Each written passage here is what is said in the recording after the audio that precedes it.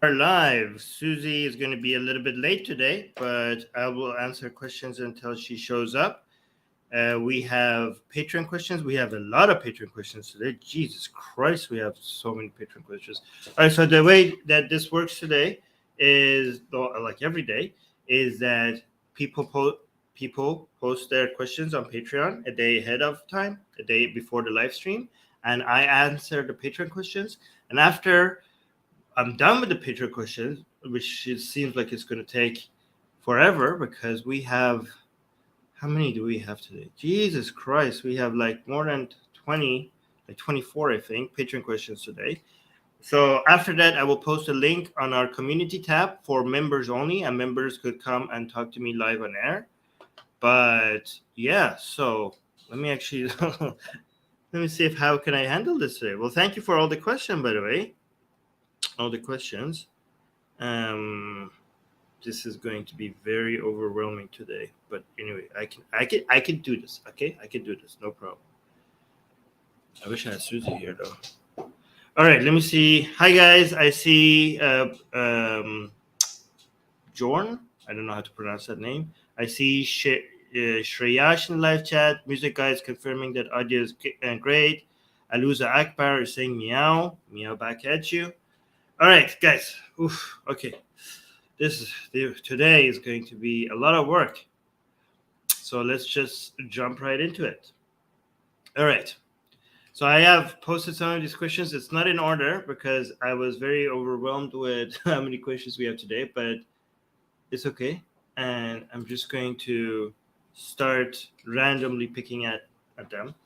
So Idris is asking, since religion is a set of memes that evolve by the process of natural selection, the religions of tomorrow will be more and more efficient at hijacking our brain. The scientific method is more static, however, and can be counterintuitive. Okay. Do you fear the day when religion will be so evolved that science won't be able to convince anyone? No, because unlike the evolution of the gene, the evolution of the meme has to deal with stores of information that are self-aware, so we can do something about it, right? So you get evolution when you have a store of information that reproduces not very efficiently.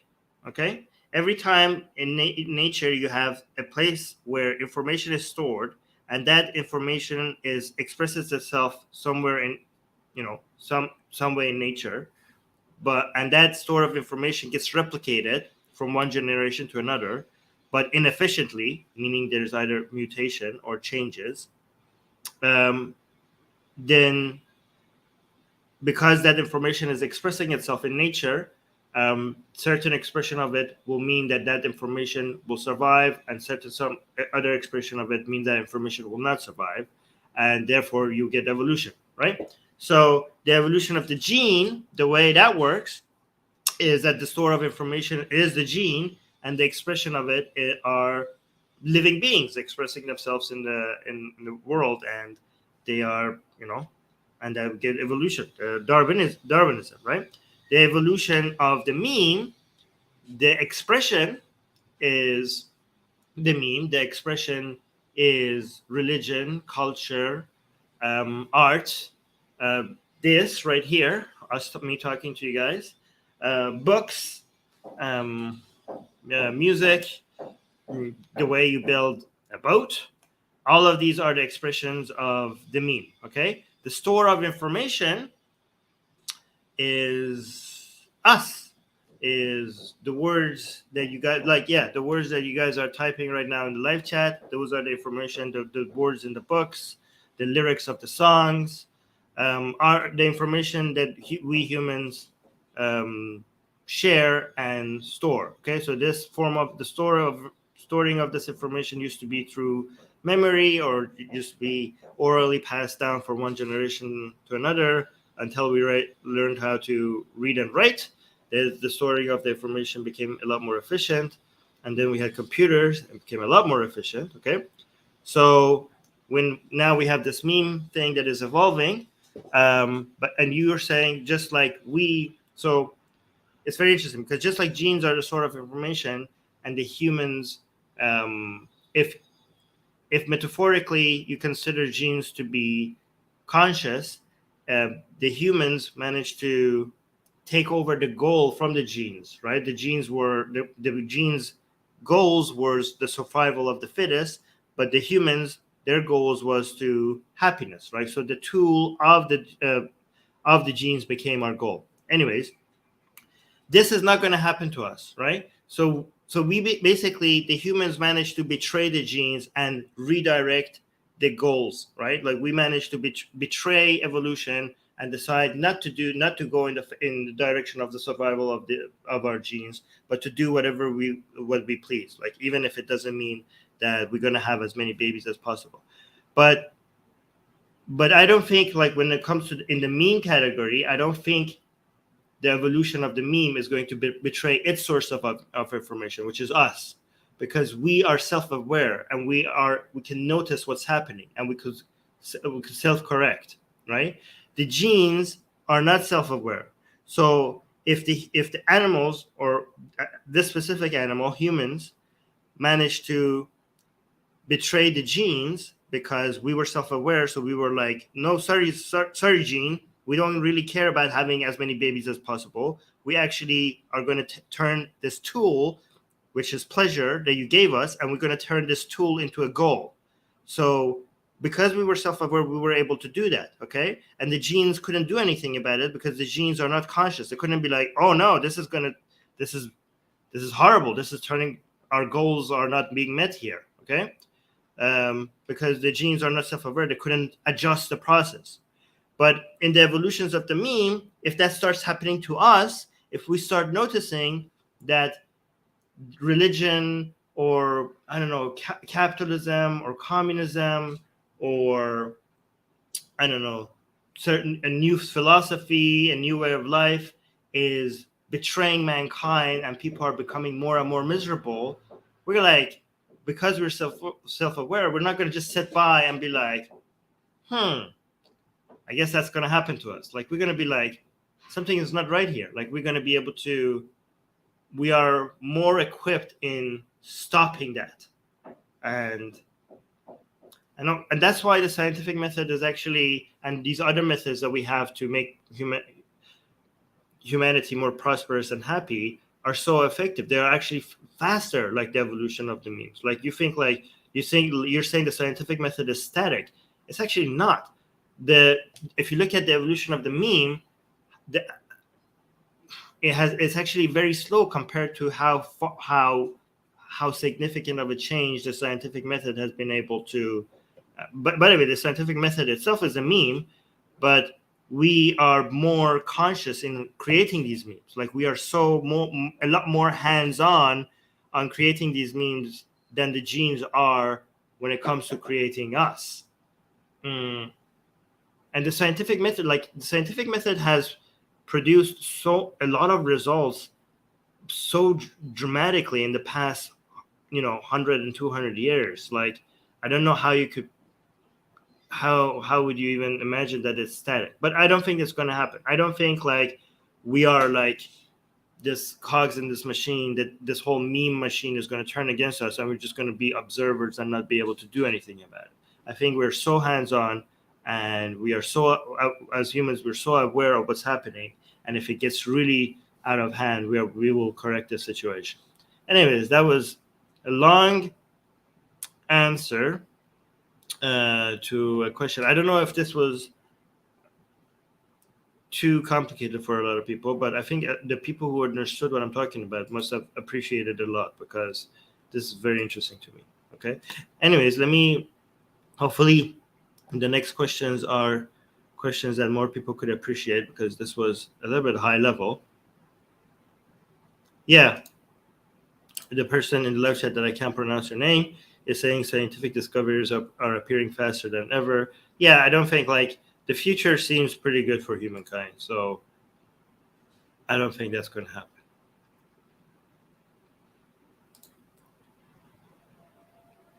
All right, next question. Asian American. Have either of you seen? Okay, I'm going to leave this question for when Susie joins us. I don't know when she's coming. She said something happened and she needs to take care of something. But I hope.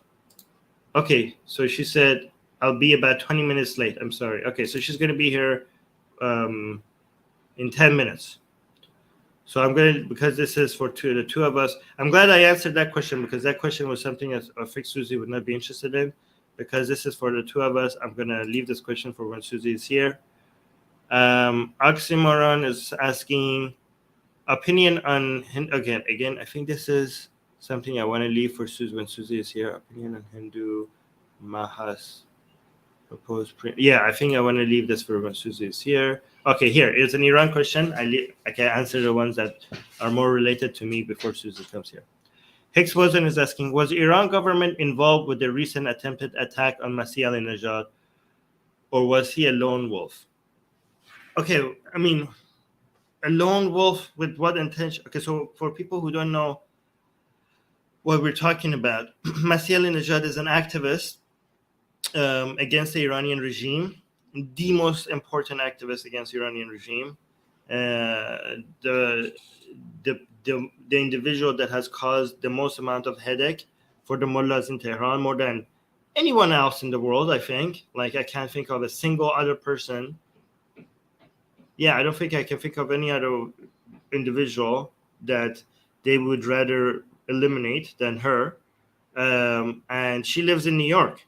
And this has been the second attempt at her life, I would say. The first time they tried this was they were trying to kidnap her and take her back to Iran, and that would have been an attempt at her life, because if they did take her to Tehran, she would have eventually been executed.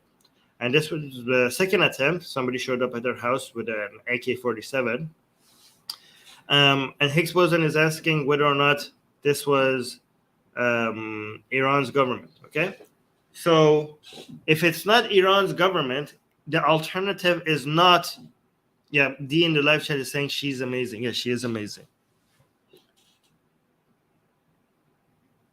Oh, Idris, sorry, I missed your question right now. This is what happens when Susie is not here. Yes, she is amazing. So again, the people who are against Masih al-Najad the most is the Iranian regime. Okay, so obviously there's no hard evidence right now that it was the Iranian government. Okay, but that is the most likely candidate because she doesn't really have. Okay, so that's her main enemy. So that's the most likely candidate. Okay, but if it's not them, it's very unlikely for the alternative to be a lone wolf. What would the lone wolf doing? What? Like the guy wasn't even Iranian. The guy that did this wasn't even Iranian. Like, I don't know where he was from, but why would anybody else have a bone to pick with her? Okay. If I wanted to put my conspiratorial hat on, the alternative would be, I don't know, maybe the MEK. That's one alternative. Another alternative, and again, this is very conspiratorial, and I'm not suggesting that this is what's happening. I'm just saying that if you wanted to be conspiratorial, the lone wolf line wouldn't work. The line might be people who are also against the regime, and they want to get the United States to take more actions against the Iranian regime by threatening Masih al-Najad. So that would be a conspiratorial answer. Again, I'm not saying that's the truth. I'm just saying that would be some of the alternatives, okay? But it's most likely the Iranian regime.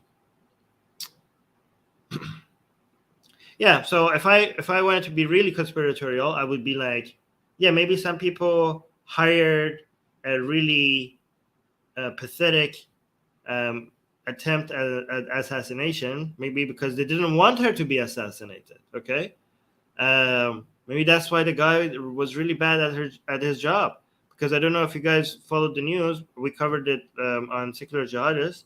The guy was like, just showed up with an AK-47, just knocked on the door.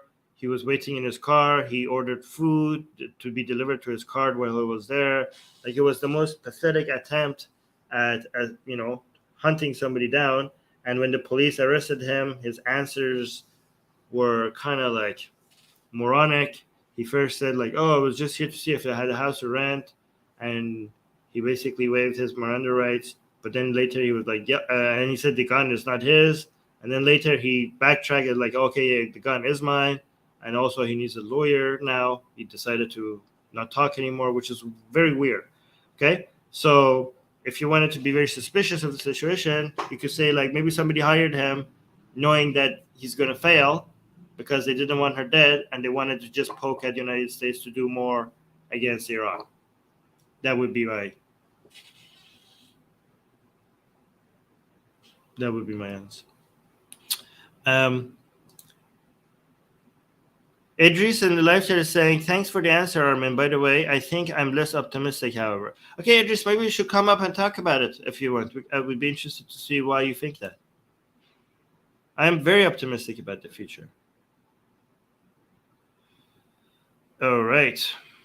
Let me do more questions that are directed mostly at me so that when Susie comes, there are more questions that are for both of us. Okay, like this question was mostly directed at me. Michael is asking, Armin, you stated in an earlier episode that part of your healthy diet is sardines. Are these canned, dried, or fresh? Do you eat their heads and eyes as well? No. Okay, so they're canned, but it doesn't really matter whether they're canned, dried, or fresh. They will still have all of these options. Will have the nutritions that you need. They all of them come with what you need. And also, I do not eat their heads and eyes because the cans that I buy, it doesn't come with their heads and eyes. But maybe if they did come with their heads and eyes, maybe I would eat them. I don't know. Probably I would, yeah. Because they were like, hey, more nutritions. Probably there's something good in the brains anyways. But yeah, sardines are like the multivitamins and multi-minerals of nature. They like are packed with a high percentage of what you need, right? And it's one of the healthiest sources of, healthy fats and protein and calcium because it's one of the fish that you could eat the bones of. Like most fish, you have to take out the bones. With sardines, you could eat the bones, so it has comes with a lot of calcium. It's just so fantastic. Like also, I mix it with my salad. Like I squish them into my salad dressing. So I create my own salad dressing, like with soy sauce and some spices, and I just mix the sardines into that salad dressing, so it turns into a liquid, and I just pour it on my salad. That's what I do with the sardines. But yeah, that just made me hungry, by the way. There are some things that are just so perfect for making sure you're getting all of the nutrition that you need, and sardines are one of those, right? Because what I heard is you want to make sure you're hitting as much of your nutrition need through actual food rather than supplements. Like you could use supplements to just make sure you top it off, and you hit all the things that you need. But the bulk of it has to come from actual food, right? So I do take supplements for I looked at everything I'm taking, and I think I was a little bit short on magnesium and zinc. So I just topped those two off with a little bit of a supplement. But I think I've covered everything with the food intake that I have, right? It's also very hard to get your protein need without from food, all of it from food, without getting too high in calories. So that's why you need to use whey protein, because everything, unless you want to eat chicken breast every day, all the time, and the driest part of chicken, then to meet the protein intake every day, the calories that come with that is so much that you're just going to get fat. All right. So just using protein powder is the most efficient way to make sure you get all the protein and not hit that high calorie mark. Right. So I still do get, by the way, I don't just rely on protein on whey. I do get a lot of my protein from actual food, especially egg whites. But again, I can't just rely on food. I need supplements to make sure I get all the protein that I get. But anyways, Ask me more about these diet questions if you like, because I am very much trying to get that science down. Oxymoron is saying very graphic question, dude. Like what? Sardines? The sardines? Like mixing the sardines with soy sauce? That's graphic for you?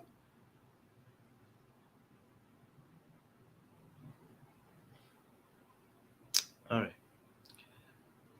Let me remove this one. Why is it not? All right. There's another question I saw that was specifically just for me, I think.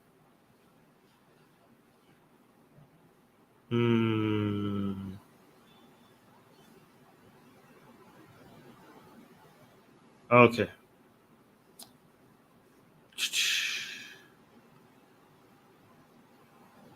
Here. I don't know if this is for me.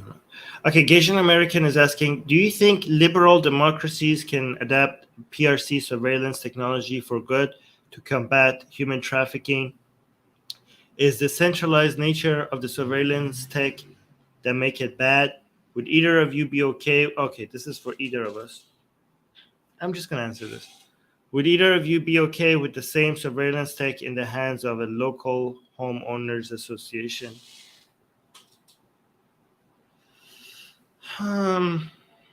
This is a hard question to answer. I think it's surveillance technology. I think you're gonna need surveillance technology. I think the amount of security that you get for having a lot more surveillance is the benefit from that is too good for us to ignore. Okay, so the fear is that it's going to be used for centralization of power. Okay. And control over too much control by the government over people.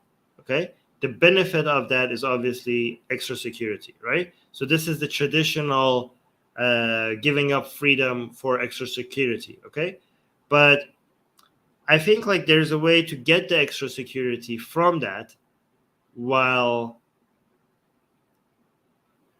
not having the loss of freedom by just regulating it. You know what I mean? Like, because this is going to happen one way or another. At some point, everything will be recorded. Everything everywhere will be recorded, right? And I think the way to deal with that is to, and again, this could be done in a way that it doesn't reduce our freedom, it increases our freedom, right? So, for example, the cameras that you have on cops, right? It protects both the cops and the people, right? From crime, right? It protects the people who the cops are arresting to make sure the cops are behaving properly, but it also protects the cops because if the cops get false accusations, they have documents that they didn't do anything wrong, right? So having everything under surveillance, who has access to that information? Who has access to that data? Who can use it, right? That information, that data could also be used to protect not to just enforce the law, but it could also be used to protect the people against misuse by the government or overreach by the government, right? So if you have good institutions and good laws, right, the same surveillance could be a weapon in the hands of people. It doesn't have to be, so it's a weapon that we could use, but it doesn't have to just be the weapon of the government. So again, it's about the framework in which you use it, and it's about having strong enough laws and infrastructure and human rights activists and advocates for the people that observe and maintain and negotiate how all of this is used and what is legal and what is not legal and what people can do with it and who has access to it. Okay, so if you set that up properly, I think this could be a force for good. And then if you do that properly, then you could have maximum surveillance and you could create a situation where people feel a lot safer, right? So yeah, I don't think it's necessarily inherently a good or bad thing. I think it's more about the way you use it. Okay, somebody live chat. Okay, I'm going to say soft gelled. Soft gelled in the live chat is saying the worry is who controls the controllers. Yeah, so you need to just make sure the controllers, they are decentralized enough that there is not, the controllers are not a narrow group of people that you have to worry about. Like if it's decentralized, then it's controlled by the masses, and therefore you don't have any control for the controllers.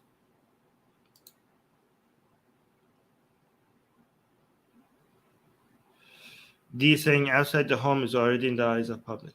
Yeah, but even inside the homes, you could have it surveilled and only accessible to you, and for it to be used whenever you need to, or like you could make it so that at the point of like you dying, there's like a series of code that makes it accessible to law enforcement just to be able to. Yeah, I mean, there's ways to do this. You can make sure that everything is surveilled, and you could just control who has access to it, right?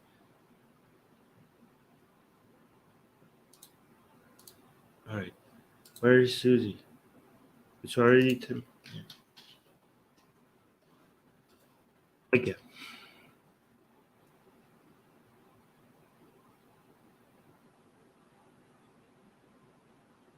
Oh, here's a good one. Asian American saying, should the cultural practices of ethnic religious groups ever be subject to copyright protection, i.e., what is it? Hue Chinese trade marking the likeness of, oh my god, I can't pronounce this. Synicized, is that how you say that? Muhammad or Nahu people protecting the genetic secrets of mushrooms used in ceremonies. No, none of this should be. None of these are intellectual properties. First of all, copyright protections have an expiration date, right? And I'm pretty sure these cultural practices are ancient. So even if they had copyright protection, they have long been expired, right? And if they had copyright protection owned by who? Obviously, any ethnic or religious or cultural practices belongs to the people. So you're basically commodifying something that is supposed to belong to the public if you had copyright protection. Like, how would you have copyright protection over something that is public? You will basically make it not accessible. Like people have to pay fees to be able to enjoy their own culture. So obviously, this is like a really bad idea. No, am I the only one that thinks that this is a horrible idea?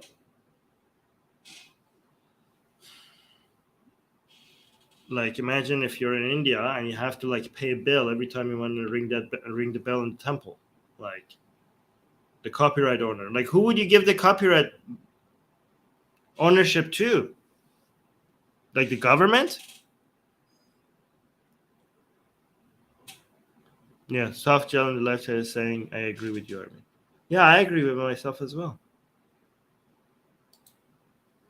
Okay, Susie is on her way. Yay. I miss Susie.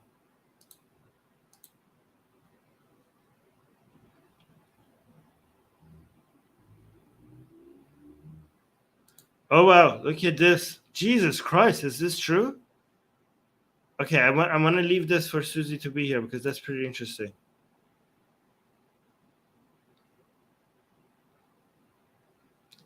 These are so many good questions here that I don't want to answer because I want Susie to be here for them.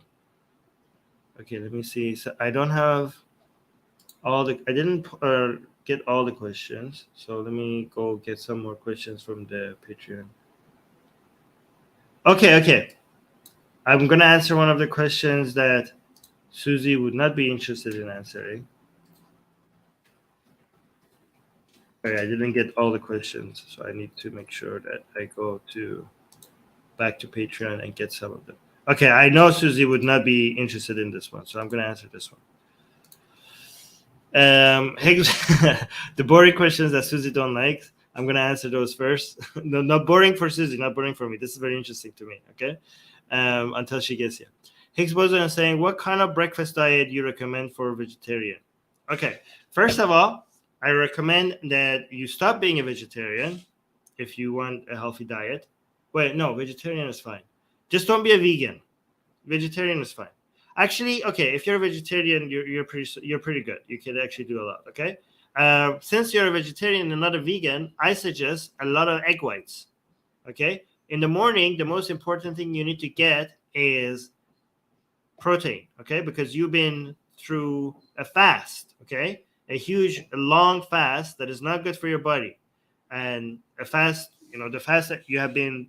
Hopefully, if you sleep, if you get enough hours of sleep, you have been fasting for at least 8 hours, maybe even 9. If 9 is also good. So the time that you're sleeping, you're not eating, and that's basically your fasting. Okay, and that's a long period of time that you haven't had any protein intake, and that's not good. So you need protein like immediately. Okay, you need to break your fast, hence break fast, right? That's what you call it, break fast.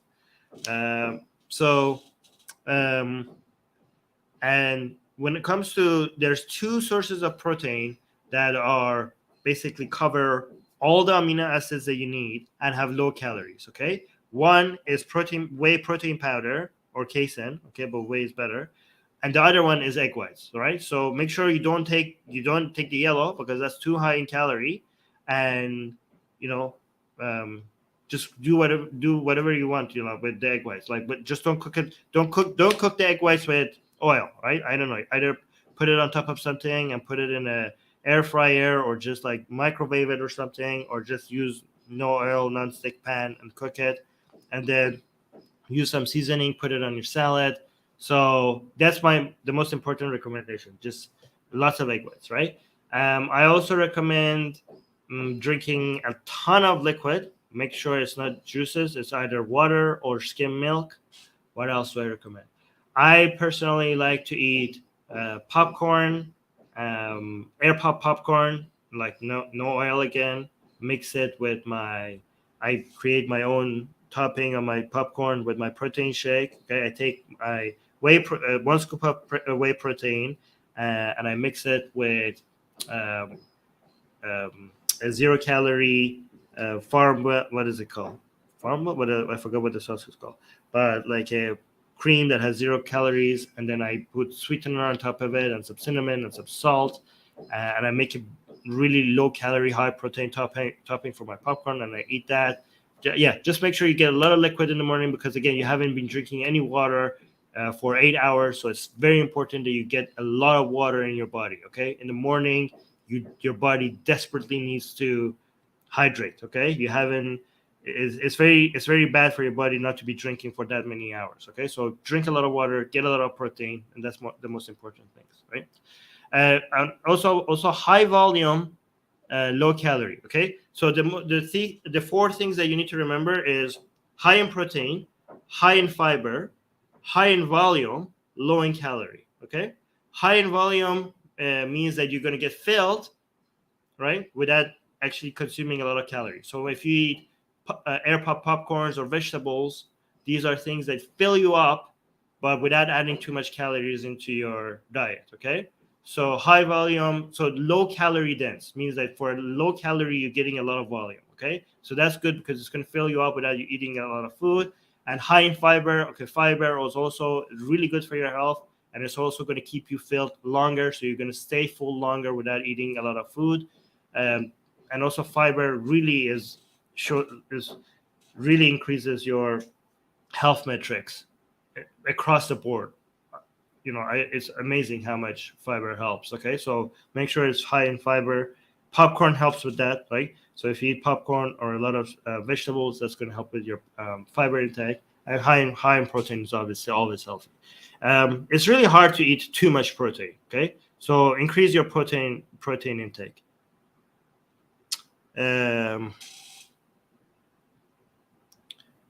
Yeah, coffee is good too. Black coffee is good. Just make sure you don't add cream or sugar to your coffee.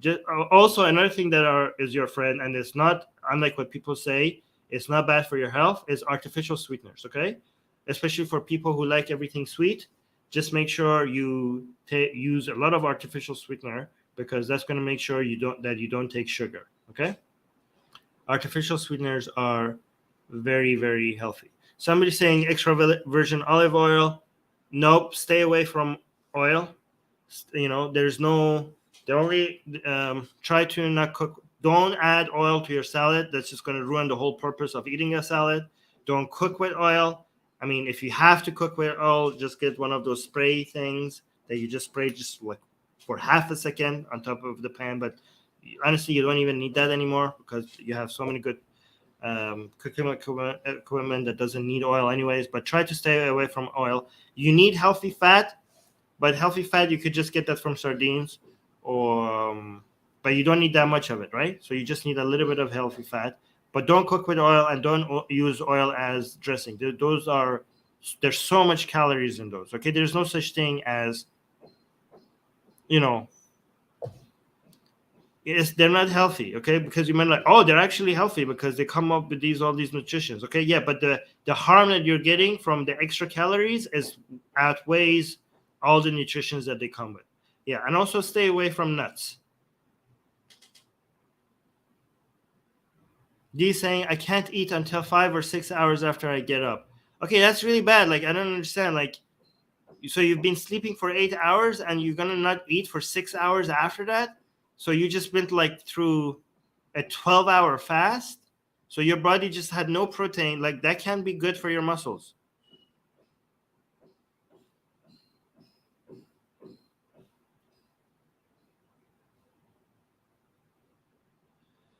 Edris is saying, are egg yolk healthy fat? Yeah, but they're just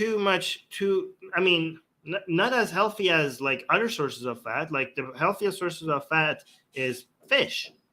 I guess you could also, avocado is a healthy source of fat, but the healthiest sources of fat is fish. Okay.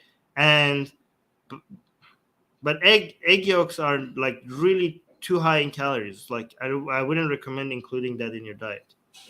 Get rid of the egg yolk, just eat the egg white.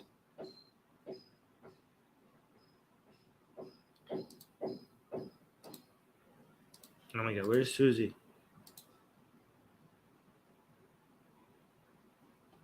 Okay. Here's a good question that I would know more about than Susie.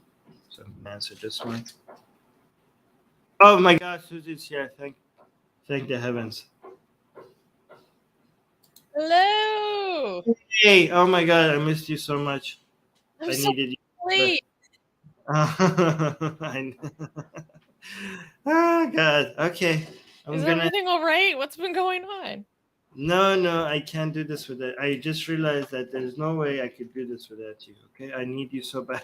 What happened? No, it's just like not the same without you. Oh, people are like, also, hi, your Susie. name is in Farsi. Oh wow. Okay, yeah. See, this is what happens when you're not here. I can't. There we go. Now it's in English. Thank you. Hi, everyone. Sorry I'm late. A bunch of stuff came up. There's a lot going on for me right now. It's okay. No, it's good. Now we know how much we appreciate you being here, because we already knew that, but it was a good reminder. Anyways, I'm loading. I didn't load all the questions, so now that you're here, like you could like. You've been doing it as you go this whole time? Yeah. Oh no. Oh. I'm starting to see what the problem was. Okay. It's been stressful, okay? Like, this is why we need you here. Okay. Oh, I'm gonna yeah, go ahead. I'll load the rest of them. No, I'm gonna bring I'm gonna copy pasting the last questions right now. You could like highlight one of them from the start, if you want. Okay. Okay, this is a funny question from Gasian American. Gasian American is asking, in recent streams, I heard Armin use the word based and Susanna use smooth-brained. Should education systems teach children how to make video essays, trending vocab, thoughtful comments, and how to deal with trolls? And should our legal systems begin to adopt these linguistic changes? So I do not think that it would be a good use of the educational system's resources and children's time to teach them how to make video essays, okay? Teach them how to write an essay first, and then if they're so inclined, they can go teach themselves, maybe take, like an AV class to learn how to edit and stuff. But like video essays aren't just presenting an idea and an argument. That's like the foundation, and that's very important. Well, let's start with that, and then you can add the visual mediums to it. Like, who needs to make a video essay in their day-to-day life? Most people never do, so that would be a huge waste of people's time, I think. In terms, do they need to know trending vocab? No, because that's going to change. They will find that out from their peers, and it's also going to be very geographically specific. Like, the trending vocabulary and slang in the Bay Area is very specific and different than in New York. So it's not even going to be like universal, and it's constantly going to be evolving. Should they teach them how to make thoughtful comments?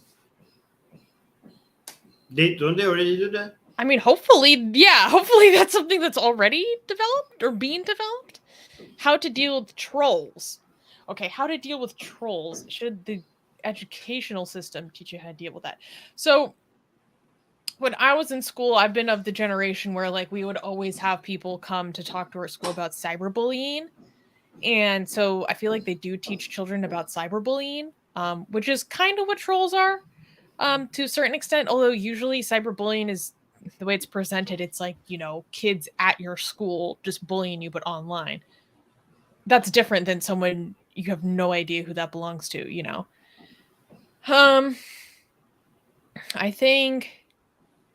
I don't know if there's any way to teach someone how to deal with trolls. I think you just have to go through it, honestly.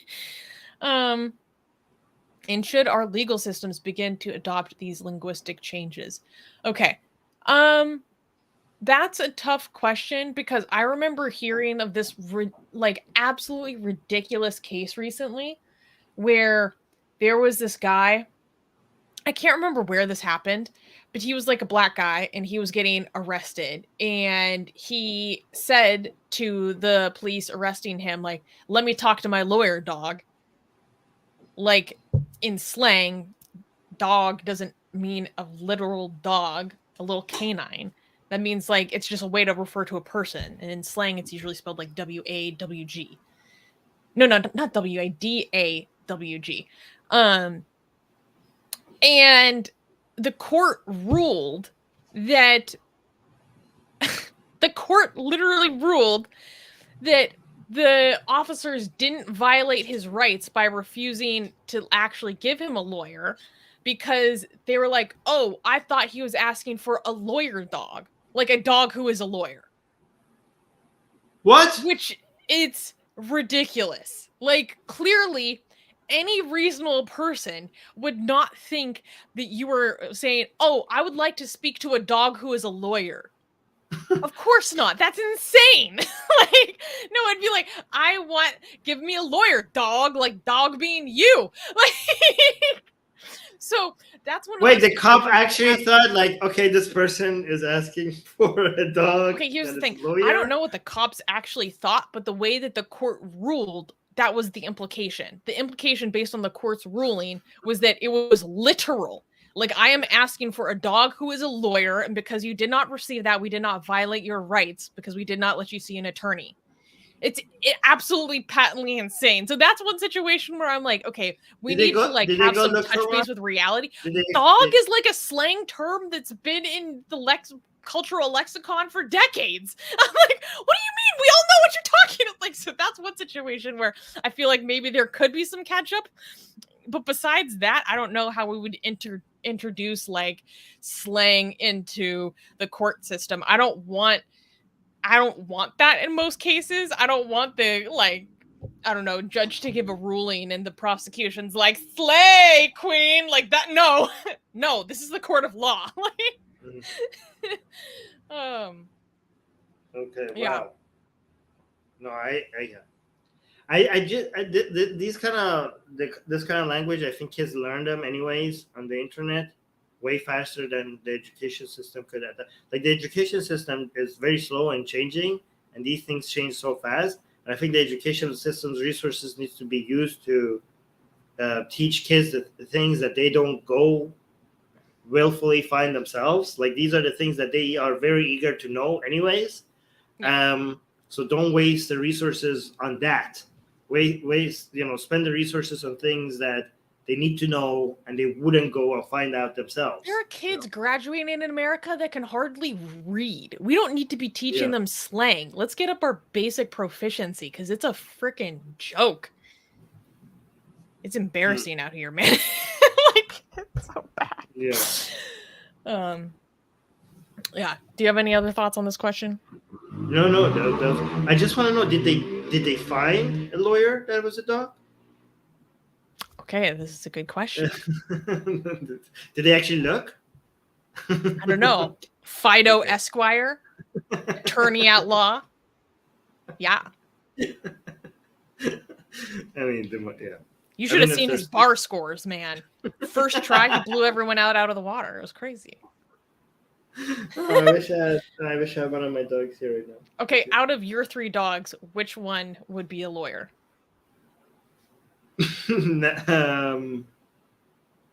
Poochie. Why do you think Poochie?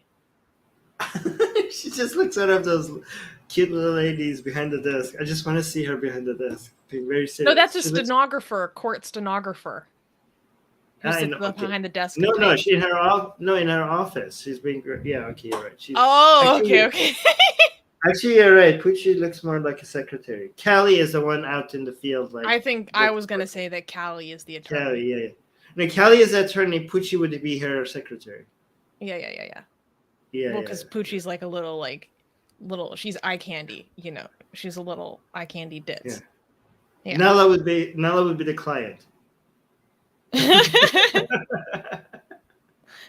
Shows up from a car accident, like, I need to sue. I missed them already. I wish one of them was here. Okay. Okay. Bjorn is saying, I'm definitely getting one of them lawyer dogs. Oh, that's how you say his name, Bjorn? How do you know? How were you saying it? I don't know.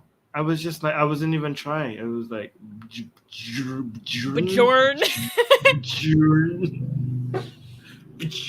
Yeah, it was like, okay. Oh, Oxymoron is saying, imagine teachers teaching slang. Oh no, it would be like slang that was used at least 7 to 10 years ago, so it's like way outdated. And like groovy. Yeah, they're like, who the hell says groovy anymore? Also, I think, man, they're like, what? No, stop. Okay, but I also think like if the teachers, even if they use slangs that were, quite new, I think the kids would be like, okay, we're not using that immediately starting today. Like I think like as soon as the teachers start teaching them, people are like, you're like, we gotta cut this out. This isn't yeah, I think so. Like, also, I think it would make for a great TikTok material, like just recording the teachers trying to like use slang words. Like I think this will like. Oh my god! It's like when it's like all the old vines of dads being like, "I'm going to hit the Dougie. Now watch me nay." Like no, stop! Oh no! Okay. It's literally that. Yeah. Okay. Yeah. It's good cringe material. I think. Yeah. Hey. So maybe they should watch out.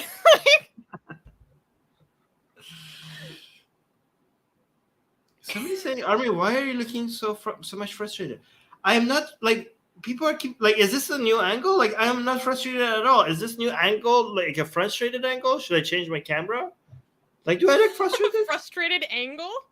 Yeah, like because like ever since I moved my camera to the same angle, people are like, "Are you okay, Armin? Like, do I look not okay from this angle? What did I do? I don't know. Everybody been saying I'm okay. I'm fine. Like I'm happy. I don't know, but from the front it's fine, but the 3/4 profile, that's mad aggressive. Yeah, like this is how you used to see me. Am I okay? And now that you see me like this. Oh my god. Like, happy Armin. Are you okay? Like, oh, you're better now. What's wrong with you? Oh my god, I don't know. Let's go to the next patron question. Oh wow! Look at this. I got a compliment. No, wait. I won this. Oh, That's weird right. guy saying no angle can make that face look bad. Okay. Okay. Thank you.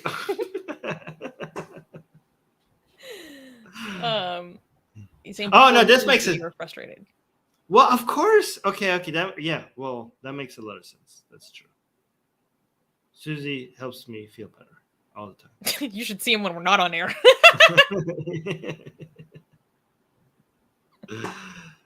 Okay.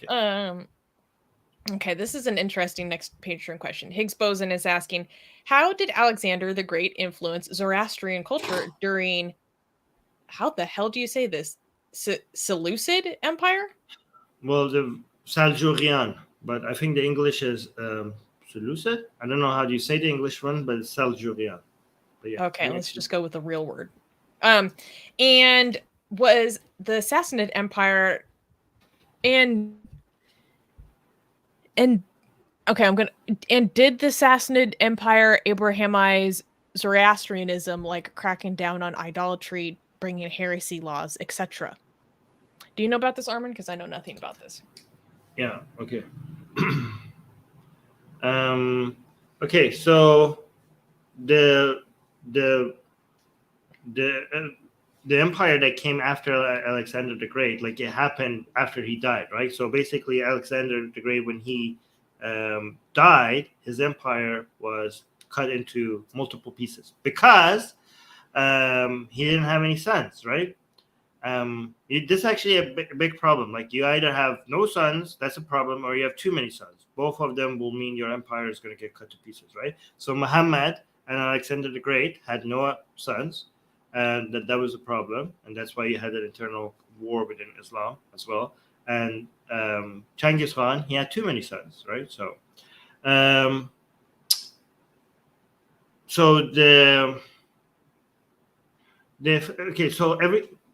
the effect that it had on Zoroastrianism is the effect that it had on everything. Okay, Alexander the Great's influence was that it Hellenized the whole world except maybe China. All right, everything, a new standard was set. Okay, so Greek science, Greek philosophy, Greek art was superior than in almost every way compared to what all the world knew except China again, right?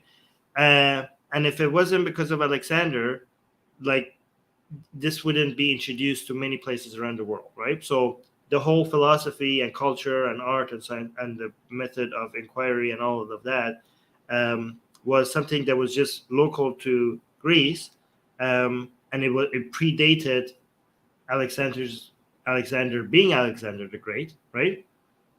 But Alexander the Great becoming great made that something that is known to everywhere, including Persia, right? And it affected everything.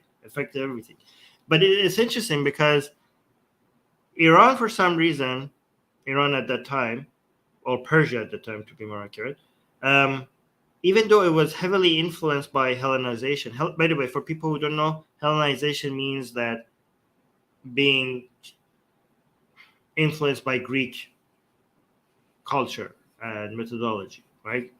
So Iran, even though it was heavily influenced by that, it somewhat resisted it more than other places, right? So even, you could see it influenced everywhere dramatically, but Iran, even though it changed their methodology and it influenced their religion and culture, because of their interest in maintaining their identity, there was a heavy resistance to it, right? So, and eventually it pushed it out, and eventually it tried to erase the effects of it. But initially, it was very much affected by it, right? So let me see. I was talking to them about Abrahamize Zoroastrianism, like cracking down on idolatry, heresy laws, etc. I don't know what you're saying here, because Abrahamization is something that happened a lot later, right? Abraham, do you understand the second part of the question? And was Sassanid Empire Abrahamized Zoroastrianism, like cracking down on bringing heresy laws, etc.? Zoroastrianism was not Abrahamized. Zoroastrianism was being wiped out by Abrahamization. So I don't understand the second question. Can you clarify it in the live chat? By the way, it's the sorry, when I said Saljurian, that's a different empire. It's the Suluki Empire, right? So one of the four empires left after Alexander the Empire. Yeah. Okay, that makes the name make more sense.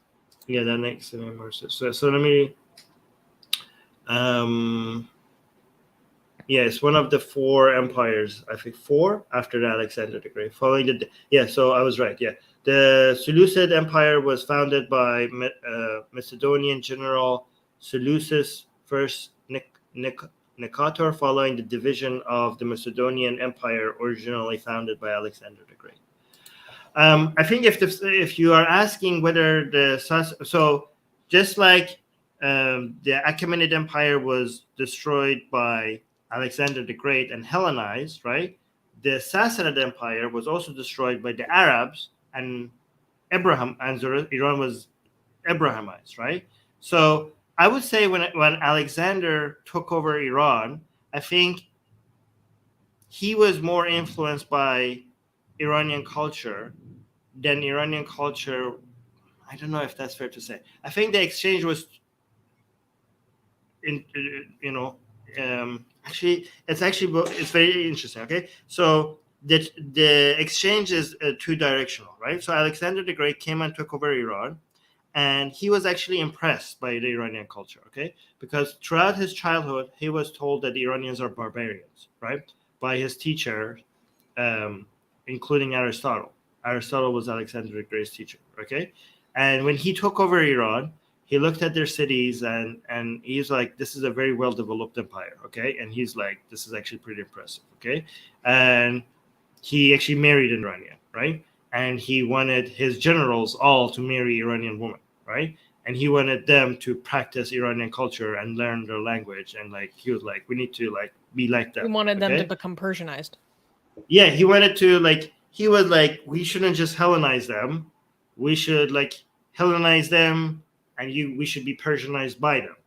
And that didn't really, his generals didn't like that, okay? So when he died, people were like, no, we're not doing any of that. Thank you very much. These are barbarians, okay? But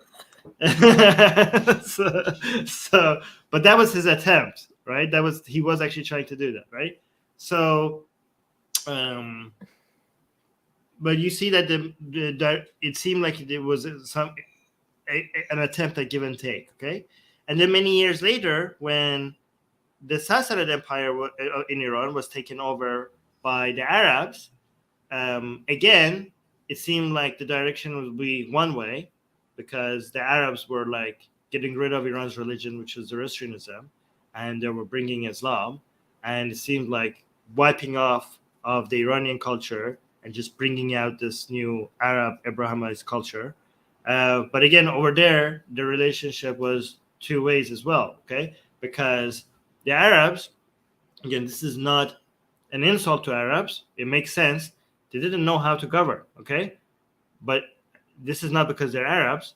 This is because they were nomads, right? Because they had no experience in running an empire, right?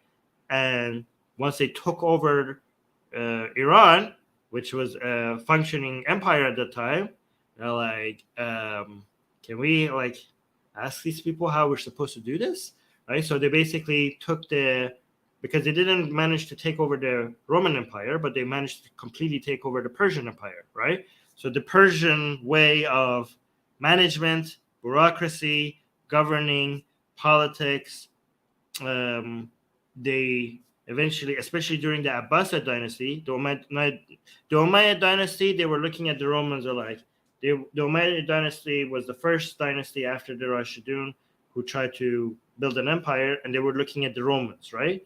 And they were annihilated almost by the Abbasids, and the Abbasids were like, we like the Persian model better.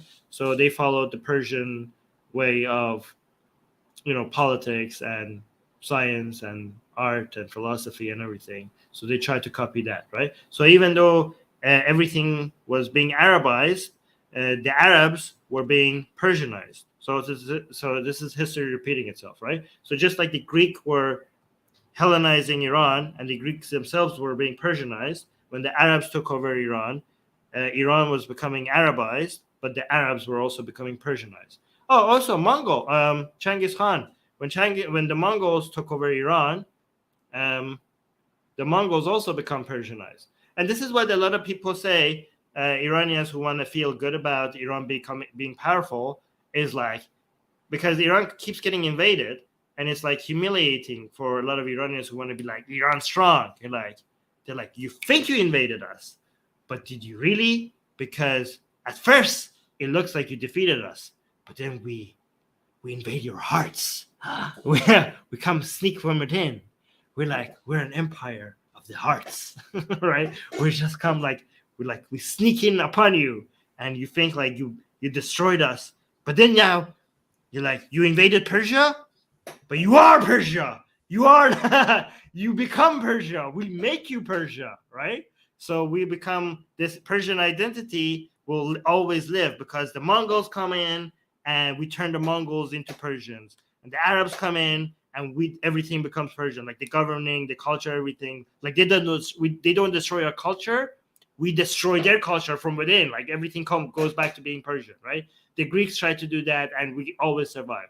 And they say like this Persian identity and culture and way of life keep surviving, even though we keep getting invaded. So basically, they try to act like we've never been invaded because we defeat the people. We're like a virus from within that comes and corrupts your culture and go back to this Persian ideal that we always have been. Anyway, that's just coping, by the way. 100% copium. Yeah, that's copium. Yeah. Okay, let's go to the next patron question. Okay, so Gasian American is asking a very interesting question. What would you say is the difference between neoliberal and Atheist Republic liberal? Neoliberal is one of those words that I've heard dogmatically repeated so many times as like a pejorative accusation that I no longer even know what it means anymore. Because sometimes you're presented with like a firm definition of neoliberal. I'm like, okay, cool, got it. But then people just throw it around at like anything that they don't like.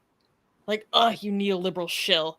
Like it like it just, even if I do have an understanding of like the definition of it, the way that people use it doesn't seem to be reflective of that all the time. Who even knows anymore?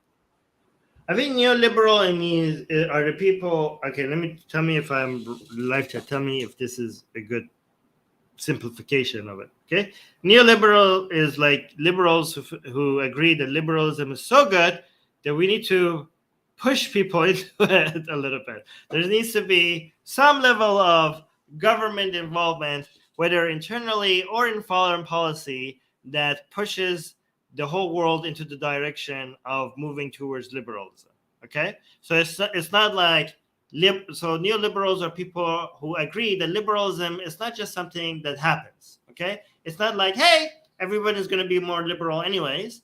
Neoliberals are people who are like, maybe we need a little bit of cooperation on convincing and a little bit of force here and there to push countries and even ourselves into moving in the direction of liberalism. And if that's what neoliberalism is, I agree with it. Then I'm a neoliberal. Let me actually see what the definition is and see how close it is to what I said. Okay, so I wanted to give you my take without looking and then see. Okay, neoliberalism is a term used to refer to. Okay, neoliberalism is contemporarily used to refer to market-oriented reform policies such as eliminating price controls, deregulating capital markets, lowering trade barriers, and reducing, especially through privatization and austerity, state influence in the economy. Okay, so yeah, it is what I said. So basically, it's not but it's more of neoliberalism. an emphasis on markets instead of other civil liberties and values. I don't think that's okay. Nothing you said and mentioned like a single No. one of the Enlightenment values that wasn't market oriented. Okay, no. So it also involves rights as well. property rights, workers' rights, labor rights, human rights. No, so it's all of those things. But yeah, but no, even even the first summary that I read is actually pretty much the same, because it's not telling you for the government to just, so liberalism, people think like liberalism means for the government to just take a back seat and just let the market do its thing. Okay. No. So when I read this, it actually involved like, no, if you want, the government is actually taking an active role in trying to making things more liberal, right? So it could either be the markets or, so there's three areas that I could think of. Okay. The economy, human rights, or foreign policy. Okay. So when it comes to neoliberals, in none of these areas, they think like the government should just step back and just let the market or people or foreign policy just do its natural thing. Okay, they're like, no, we need to get in, get our hands dirty, and make things liberal, right? So get involved in eliminating price controls, right? Like, don't, like, when it comes to promoting capitalism, don't be like, okay, just step back and do nothing and let the market do its thing. Like, no, get involved and deregulate the capital markets. Remove the lowering trade barriers. So if you're seeing like the government needs to see if new entrepreneurs or new businesses, if it's harder for them to start in the market, they need to remove those barriers, right? So this is really active work. This is really active involvement, right? So it's just basically different from the traditional form of liberalism that wants the government to just be less and less involved and just be smaller and smaller and less powerful. Because unlike what you understand with liberalism, neoliberals require a strong government and a strong active government. Traditional liberals would like a government that is very weak, so that it doesn't have the power to take our rights and reduce. They thought like liberalism means people are free, and for people to be free, the government needs to have less of a role and not be very strong, right? So that it stands on our way, right? Neoliberals like, no, the government, to make you free, the government has to be actively protecting you, actively unshackling you, actively cutting your chains, actively removing barriers from in front of you. And I think I agree with that, because there's this myth and that there's this natural order of things, that things are just naturally moving towards things getting better and things becoming more liberal. And that's a myth. It doesn't work like that. Yeah. It needs active participation. Yeah. I don't know. It's interesting for me to think about, because So I guess yeah. There's a certain branch of like libertarianism where they're like, who says the government has any role in like stopping you from consuming drugs until you die? Right? And let me tell you, living in San Francisco has drastically changed my opinion on that. I'm like, this is untenable. Like, yeah. I'm like, I want the government to be coercing people into getting their act together, because this is a public health nightmare. Like, this is, yeah. I think it you can be so libertarian that it's cruelty.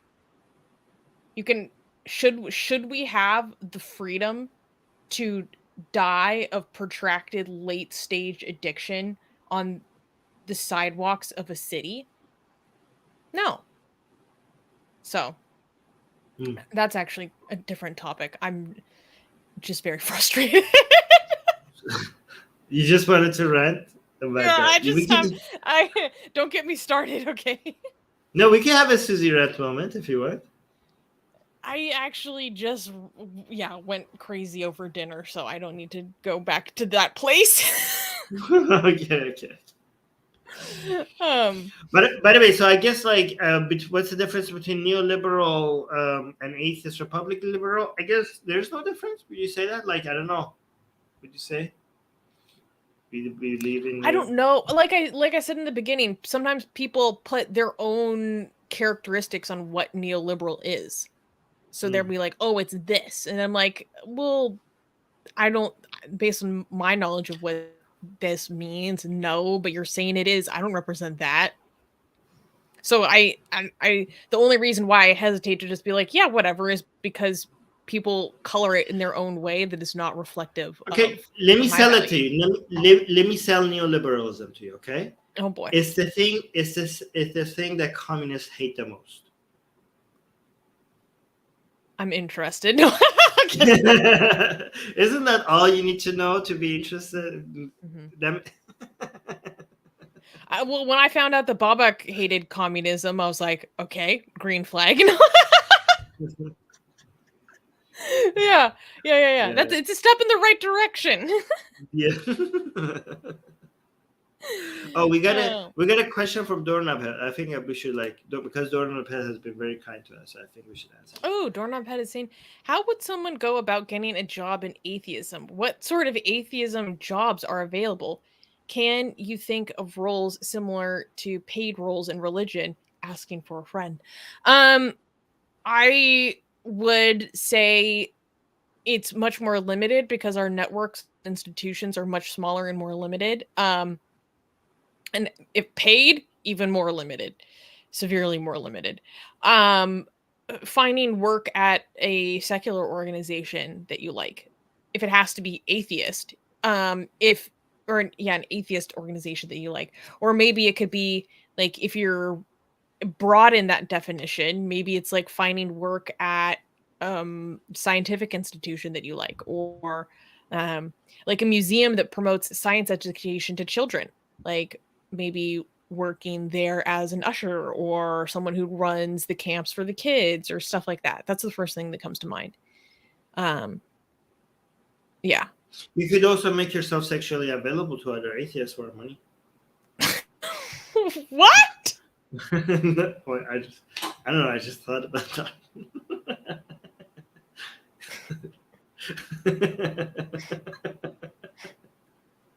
No, you can't? Okay. Why not? I thought you were pro sex work.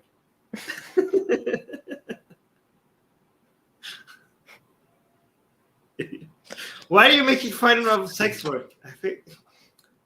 You don't take sex work seriously, so this is not good.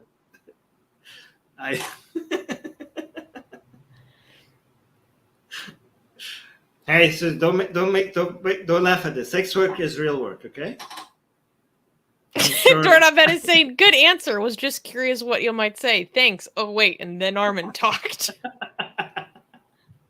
Wait, why is everybody not taking sex work seriously? Jesus Christ, you guys are pretty close-minded. But I find it hilarious, the idea of sex work, but exclusively for people who work in atheist organizations. No, just available to anybody who's an atheist, not just working in atheist okay. Yeah, anybody who's atheist. Would that be discriminatory? Would that be illegal? It's already illegal to solicit that kind of service. Oh, okay. Okay, maybe not. Well, I mean, you don't know, like where. Okay, depending on where you live. It's not illegal everywhere.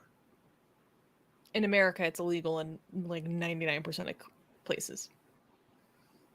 98%. Okay. It's legal in Nevada, right? One out of 50 states. But it's not just wholesale legal in Nevada. It's like wholesale in very specific counties in very specific institutions. Like the bunny ranch that you're on itself has to be licensed in a specific way. Like you're not allowed to just go out and do it yourself. Mm-hmm. So you have to go work for a brothel. You can't just go be a sex worker illegally. Doorknob Head, get to it. Get to the bunny ranch.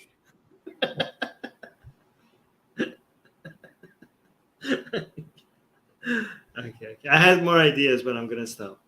Yeah. Okay. Thank you. Okay. So next question is from Gage American. He's saying, have either of you seen Moon Knight? If so, thoughts. If not, I highly recommend it. It has Kaiju Amet Heart Devourer versus Khonshu. I have not seen this. I don't even know what this is. Moon Knight? No, I don't know what it is. Sounds kind of cool.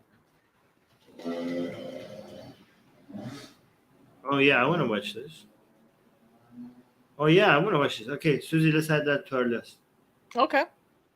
When did it come out? Recently, this year. Oh, nice. Wait, this is such a funny comment. D is saying atheist sex work has no. Oh my God.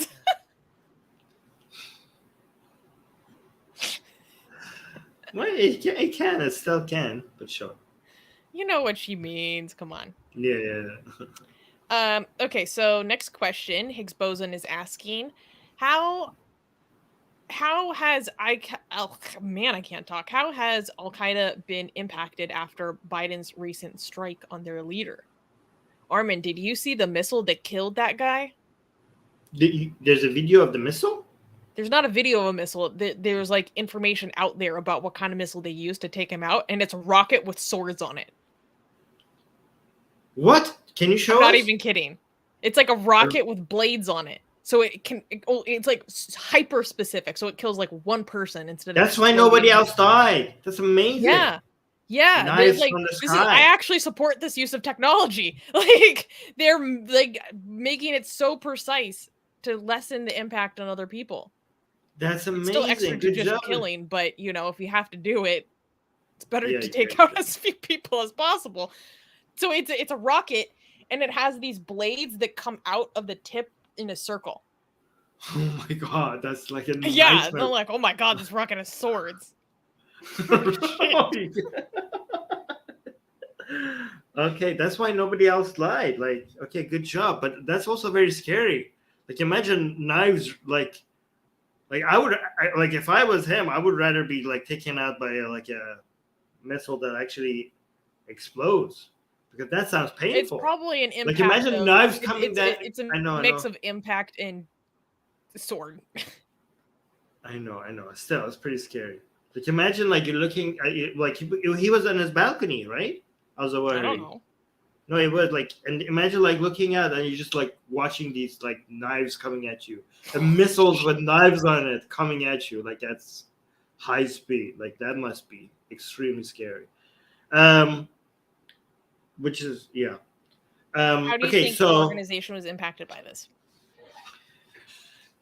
The organization is impacted by this likely in a way that Taliban is now very much under pressure, okay?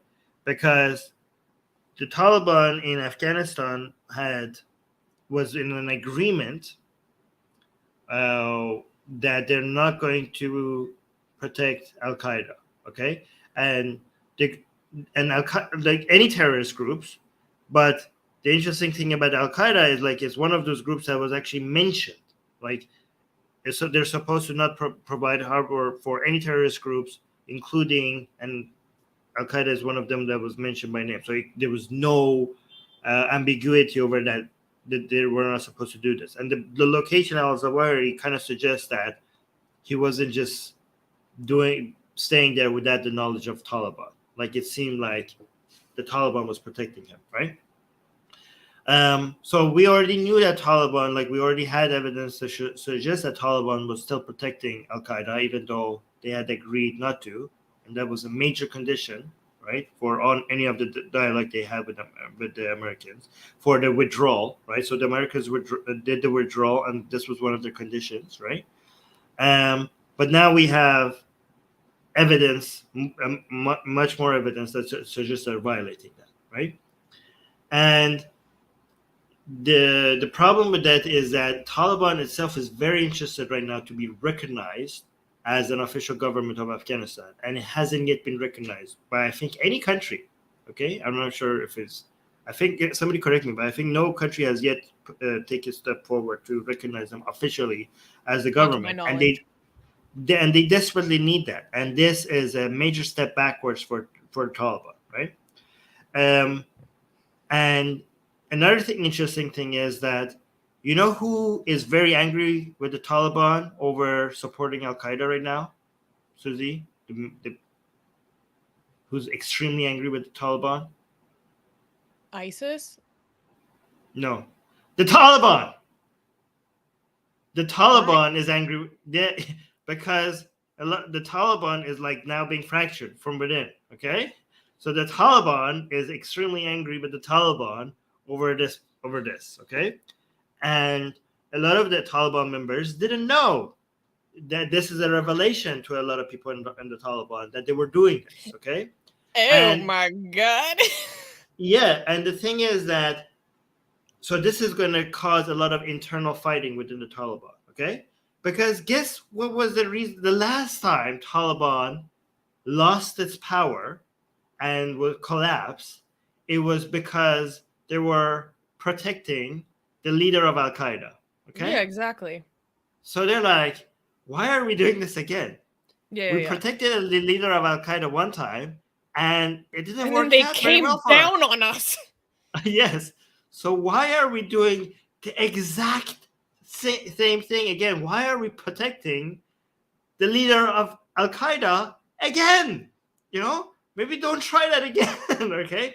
So the fact that there's now going to potentially be this internal fight within the Taliban leaders over like, why are we doing this, is going to make it more difficult for Al-Qaeda to convince the Taliban to let them, you know, have a place in Afghanistan.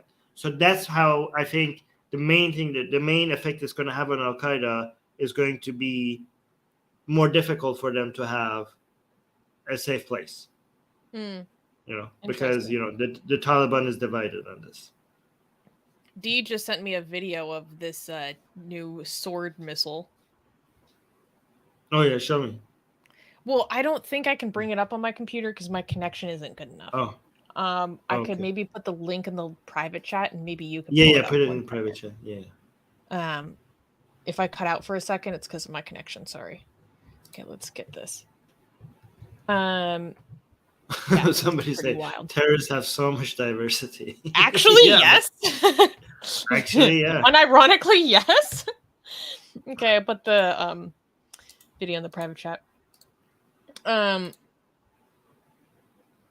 This person is saying it's like a mad person who insists on drinking the poison and keeps wondering why his health is deteriorating. Pretty much. Okay, let me see. I'm gonna mute it because I don't know if it has any music or not. But they're probably gonna be explaining what we're looking at. Oh, okay. Fine. Let me unmute. Oh my God, it's called the sword bomb. The sword bomb. Oh my God. Yeah, let's go from the beginning. Wait, we have no audio. You have no audio? Yeah. Okay, let's try again. No one knew it at the room. On a late February morning in 2017, Al-Qaeda deputy leader was traveling through a small village in Syria's Idlib province. Suddenly, his car was hit with a drone strike, but there was no explosion. Instead, the roof of the vehicle was caved in, with parts of it sheared like a razor blade went through it. Wow. The strike was a success, killing the deputy leader. No one knew it at the time, but this was a hallmark, a new weapon being used by the U.S., the AGM-114R9X Hellfire missile. Since then, the R9X has been used multiple times throughout Syria and at least once in Libya and Afghanistan. It's also reportedly been used in other nations like Somalia and Yemen. So this video came out in 2021. It's a bold, bizarre new weapon in the U.S. arsenal. So this is before the attack? This is way before what just happened. So all the numbers that they just gave, there could be way more by now. Way more, okay. In images and video with our partners. This was done by swords? Our new weapon in the U.S. arsenal. This was done by swords? Oh my God. Well, and also just pure velocity. I know. Video with our partners at Bellingcat shows us how the weapon has been used and how it could impact the future of America's drone warfare. I support this. The R9X is rarely used. Since 2017, there have only been 11 incidents where it is thought to have been utilized. Most of these strikes targeted leaders of Al-Qaeda or Al-Qaeda-affiliated groups. According to a 2019 report, I just want to see a picture of it. Both the CIA and Department of Defense use the R9X, and it has been used in countries where the U.S. has active counterterrorism operations in.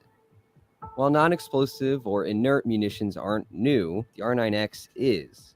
It uses 6 extending blades to increase the likelihood of killing its intended target. The fact that it's inert is meant to minimize civilian casualties. Cool. The U.S. drone program has a well-documented history of civilian casualties. Even the highest U.S. Yep. government estimates are significantly lower than death totals compiled by watchdog groups. One estimates a maximum of 801 civilian deaths. But while this idea of a non-explosive missile may seem good on its face, there's been a steady stream of criticism about the R9X. Human Rights Watch was quick to point out that the issue with many strikes is that they have the wrong targets. The R9X is only going to be as good as the intelligence used to guide it. So even if the U.S. determines it wants to kill a particular person, that doesn't mean that it can legally do so. Under international law, you can't just go out and kill somebody because you think they might be a security threat. Though it's Fair enough. Of the incidents that we've Yeah, I mean, okay, yeah, but if you have the legal rights to do so, this is a better weapon to do it with. That's a different topic. identified, there's been relatively little collateral damage shown in pictures and video from the area. In the earliest strike identified, the one from February 2017, only the car and some bits of the roadway were damaged and the target was killed. It's good that there's like nothing in there. It's like, oh, the road, look at how little the road was damaged. What? Yeah. We must protect the roads too, though. It's important that very little of the road was damaged. Other strikes follow a similar pattern. Typically, a vehicle is photographed with its roof caved in, with distinctive cut marks in it. Sometimes there are one or two small craters in the road, showing where the missile or missiles impacted before the vehicle rolled to a stop or crashed. Large remnants from the missile are rare.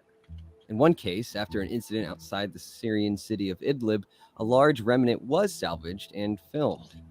On it, you can see the label of the missile, AGM-114R9X. The orange ball is another clue, something that the Drive's war zone has identified as a pneumatic accumulator, or the part of the missile that controls the fins. It is featured in other Hellfire variants as well. No blade has been fully intact after the impact, but what is thought to be partial blades have been pictured among the remnants from other strikes, such as this one from December 3rd in 2019, outside of a small city in Syria's Idlib province. The R9X has yet to be used in 2021, at least from what visual media is available online. It may have something to do with President Joe Biden's administration's attempts to tamp down on forever wars, but drone strikes are still happening, albeit more slowly than in previous years. As recently as July, the U.S. conducted a more conventional drone strike in Somalia against al-Qaeda's affiliate there. The R9X could bring a new dimension to the debate over U.S. drone warfare, and whether it can ever truly be free of collateral damage and human rights concerns. You know, this is the difference between the United States and other countries, okay? Like, as bad as, you know, the bad things they do are, there's like a very, like the attempt at like reducing collateral damage is much higher, you know, than a lot of other countries. So okay, but I don't think it's altruistic. I think it is literally because they're like, this is really bad PR. I know, but like it's bad PR because it's the United States. Obviously, it's not altruistic, but the United States is capable of creating the bad PR because human rights are a factor in the United States. Oh, I see what you mean. Okay. Yeah. So I know that they're not as big of a factor as they should be, but they are more of a factor than other places. Mm-hmm. Okay. Hey, let's answer this member question real quick. Secular Sakai is asking, when will super chats be back? Well, right now we have the donations set up because Atheist Republic gets all of the proceeds from that. Like YouTube covers the transfer costs and all that stuff. But I do actually miss the super chats a lot. I kind of do want to bring them back sometimes. Should we have, okay, guys, let us know. Do you want the super chats? Oh, we got a Secular Sakai just donated $5. Thank you, Secular Sakai. Guys, thank you so much. Do you guys prefer the super, would you guys use the super chats more if we bring the super chats back instead of the donation? I think we should bring the super chats back at least for the Q&As. Okay, sure, we could do that. Yeah. Also, Indian blogger is saying she is so pretty. I think she's talking about you. That's very sweet. He's talking about you. Thank you. Byron is saying bring back super chat. Okay. Oh, somebody else is saying really want the super chats. Oh, so thank you so much. Did we miss maybe when you donated when I was like when Susie was not around, so I missed it. But you donated £10. Thank you so much for the donation. I appreciate that. And Music Guy is also bringing up the point that super chats include people in India because they can't use the donate function. Okay, fine. We'll not add the live streams, add donation to the live streams. We'll just use super chats. And we'll just use the donations for our. We'll add the donation after the live stream is over. We'll just add the donation after. Perfect. Yeah, good. Okay, so let's go to the next question. Next question is from Gaijin American. Should the U.S. nationalize their oil companies like Norway and Saudi Arabia? I have zero thoughts on this. I have zero opinions. No, I don't think so. No, I don't agree. I mean, you're asking like, okay, I'm a capitalist, so why should I be in favor of nationalizing? I think a few things should be nationalized. Only things that should be, only thing that you think would be more, you would consider the rights of the citizens should be nationalized, right? So I don't think if you want to make the oil market a lot more inefficient, then sure, nationalize it. Like, but why would it be necessary? I don't see any arguments in favor of.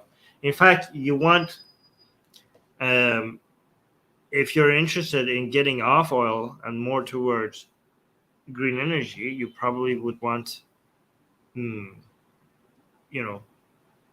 would probably want to keep this as private as you possibly can, right? Because if it's nationalized, then the United States could manipulate the prices in a way that people keep using oil. What if we go nuclear? Yeah, I'm in favor of nuclear. I'm like, just get us to nuclear. Like, why are we waiting? Let's go nuclear. Everything else is BS. Honestly, we need to go nuclear. Well, not BS. Like, I'm in favor of solar. And solar is a waste of space, and they don't even work that well. I know, but eventually. Okay, yeah, but I don't want our countryside to be filled instead of with mountains, with just mountains covered with ugly blue solar panels. That's disgusting. We could be it's so much more space efficient to just go nuclear, not ruin our environment, making all those. The solar panels get so hot that they can't even work. Like. Yeah, because we just start this is quite new technology, okay? Like we have came a long way, okay? And I think eventually they're going to make a lot of sense, okay? They're going to eventually, we have to go through this phase for them to, Susie, there's why would we do that when nuclear is already a better option? Because it's cleaner. I mean, I agree nuclear is right now a better option, but we have to move forward to an option that is cleaner. We're getting so much free energy, just beamed at us every day. And we're just like, oh, yeah, let's just let it go to waste. You know what I mean? This is free energy. Okay? We should figure out a way to take it. It's cleaner. It's clean. Nuclear has nuclear waste. Nuclear energy is a lot better than everything that we have right now, but it produces nuclear waste. Okay? And it's hard for you. It's very difficult to store it. You have to, it's very costly to store it and it's risky, okay? Unless you find a way to shoot it in space, which is very expensive. Okay, but nuclear waste, there's nothing you could do with it. They have to dig very deep holes and, they have to store it and eventually they're going to run out of space because it's dangerous. Again, it's good, but again, solar is better, will be better eventually. I question that, but that's okay. So Idris is saying, trust me, I'm studying energy engineering. Solar, it's four times more polluting than wind and nuclear. Okay, but now there's so much pollution that goes into creating solar panels, and they're not even that good. Yeah, but so the difference is that nuclear energy, the waste that it produces, it will always make that. It will always have that waste, okay? Solar energy, the waste that it produces, it will eventually get eliminated. As technology evolves, solar energy will produce less and less waste. One of them will be eliminated. The other one will always be with us.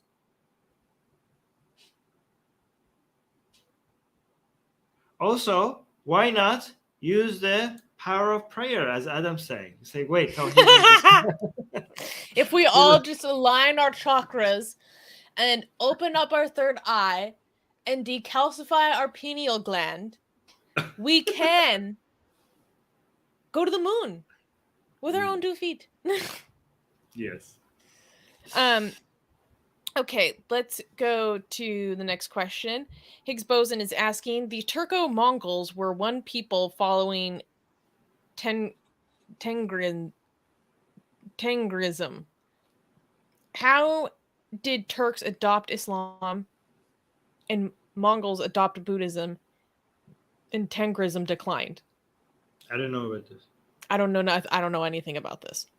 Yeah, I don't know either. Sorry. Okay. This made me upset today.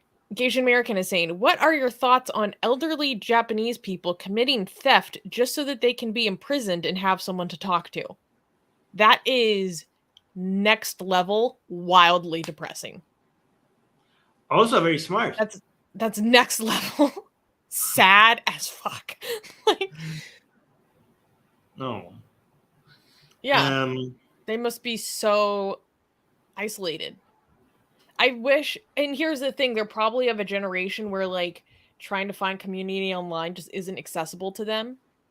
Because like that would be a good option. Maybe they tried and nobody was interested in talking to them. Well, they could talk to each other. Maybe they weren't interested in each other either. Oh, damn. They're like, no wonder you're alone. But I don't know. It's really sad. It's really sad. Yeah. It's also very clever, though. Like, you could bond over what the crimes that they committed to be able to do this. They're like, what did you do to get here? Like, what is what? Yeah. I mean, I've heard of people committing crimes just to get their basic amenities covered in prison. They're like, I get fed every day. I get clothed. Like, that itself is like social decline. Very depressing. But doing all that, literally just have someone to talk to, it's like, that is bleak. Did you verify the story? I mean, I'm pretty sure Asian American.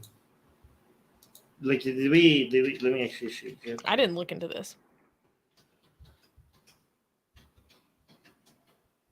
Okay.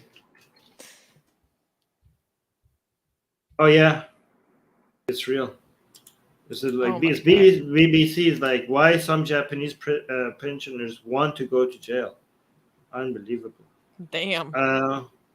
Yeah, Music Guy is saying Japan needs to open its doors and let people immigrate easier. Oh, this is like a huge. Actually, this is a big thing. Oh my god. I thought it was just a few people. It's actually a huge thing. Like a lot of people. Oh my god. Like how many cases are we talking? Okay, I mean, there's. Okay, here. Do you wanna?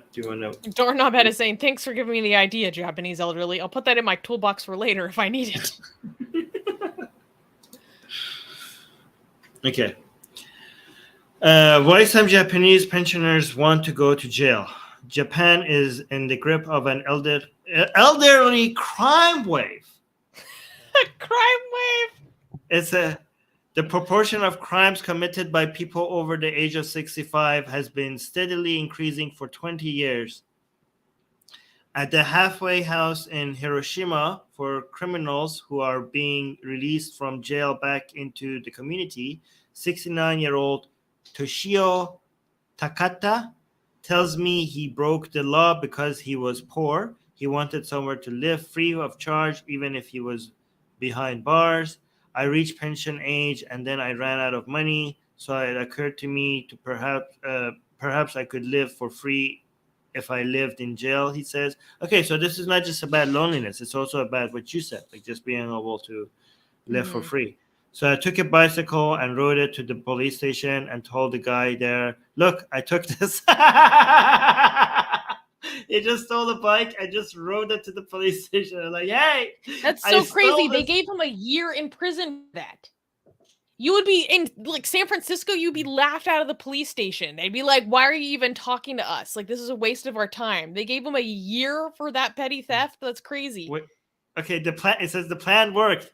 This was Toshio's first offense, committed when he was 62, but Japanese courts treat petty theft seriously. So it was enough to get him a 1-year sentence. Wow. Oh Small, look at him, he's so cute. Small, slender, and with a tendency to giggle, Toshio looks nothing like a habitual criminal. Did I read that right? Much less someone who threatened a woman with knives. But after he was released from his first sentence, that's exactly what he did. Really? So he was relieved, and then he threatened a woman with knives. I went to a park and just threatened them. I wasn't intending to do any harm.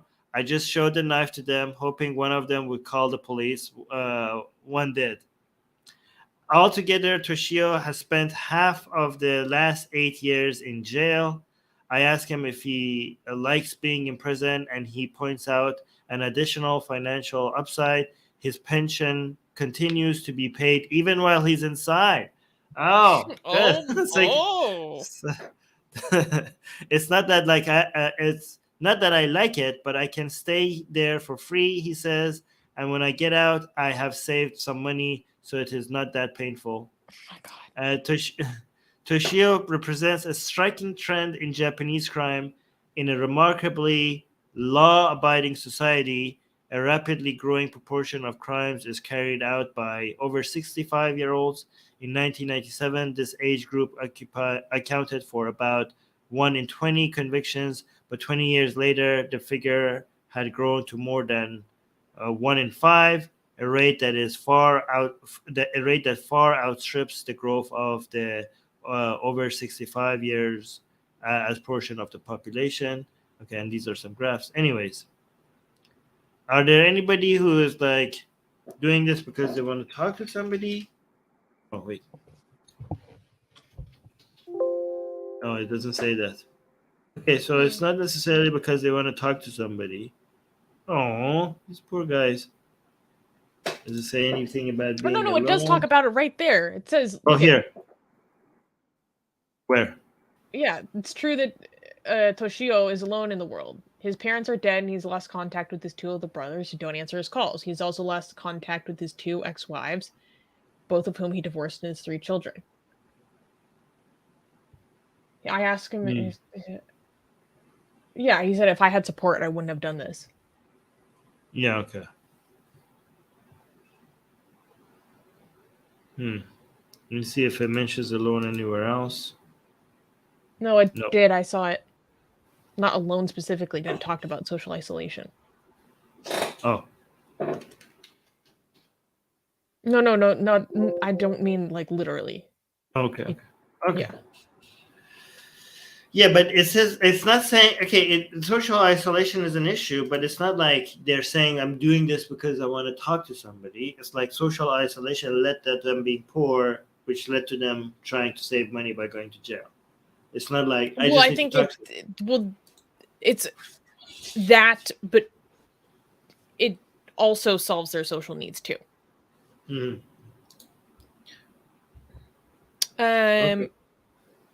Okay, next question is from Higgs Boson. What's the difference between a caliphate, a sultanate, and a khanate? No, khanate. I don't know about the last one. The last one seems like a lot more local. The caliphate is supposed to be just one. I mean, it hasn't been just one. At one point, there was 3, but the other 2, I think, are just rulers, right? And the sultanate one seems to be the bigger ruler, more over a bigger area. I think that the Khanate one, I think, is more local. I don't know much about the difference between the sultanate and the Khanate, but if I had to guess, I think sultanate would be more significant, Khanate would be more local and smaller. I'm just guessing, but I know that the caliphate is not just like, hey, I'm a ruler. I am not a ruler. The caliphate is like, I am the ruler of the entirety of the ummah, okay, of the Muslim world, and whoever who is not. Like even the people who claim that this is not my, they should be like the entire Islamic world should be under my ruling. Even the people who are rebelling and saying like, no, this is not part of the caliphate. They should be part of the caliphate. And even though the caliphate itself is pretty secular, it's religiously mandated. Like it itself is not a source of religious ruling, but it's supposed to provide an environment where religious rulings are enforceable, right? And it enforces the religious ruling, even though it doesn't create the religious rulings, because the ulama do that, right? So it's not like the caliphate is different from. So it's similar to what the caliphate is similar to what the Pope used to be, but more secular. Okay, so think about So the relationship between the caliphate and the sultanate is kind of the relationship that the Pope used to have with the kings in Europe. Okay, so the caliphate would be the Pope, and the sultanate used to be the kings of, I don't know, France and Britain, or different places, right? The only difference is that the Pope had both an enforcement authority but also the source of religious ruling, but the caliphate was not the source of religious rulings, right? This power was divided between the caliphate and the ulama. The ulama would give the religious rulings, and the caliphate will create the environment that's being enforced, right? And yeah, but let me actually look at what does that make sense, Susie? The difference between a sultanate and a caliphate, right? Yeah. So the sultan is just a sultan is just a king. The sultan is just an Arab word for like a king, I guess. Like you could technically, yeah. Yeah, I mean it's pretty interchangeable. But the caliphate is like the king of the kings, is like the main ruler of the entire Islamic world, religiously mandated for him to be ruling. Yeah, so you guys better remember that next time you address Harris Sultan, okay? Put some respect on his name. Okay. Let me actually look what the Khanate is. I want to see if I was right about this. Asian American is saying Khanate is to a Khan, kingdom is to a king. So he's saying the equivalent of a Khanate or Khanate is a kingdom. Okay. Khan is a Mongolian for king/emperor. Khanate is to a Khan. The kingdom is to Khanate. Yeah, I know Khan and Khanate are related to each other, but Khanate is the territory. Khan is the ruler, but a Khanate is smaller, I think, than a sultanate. I think. Maybe I think the political entity was typically found. Yeah, what is the hierarchy here? Yeah, I mean, a Khan sounds to me less significant than a sultan. Like when you're like a sultan, definitely a Khan. Yeah, so I think Caliph is up here, sultan is below it, Khan is below it. I'm guessing, by the way. That's how it come across to me. Mm-hmm. Yeah, so Oxymoron is saying, Caliph is a political but not the spiritual successor to a prophet. Yes, this is what sets apart Shias and Sunnis, okay? So Shias don't believe in caliphs.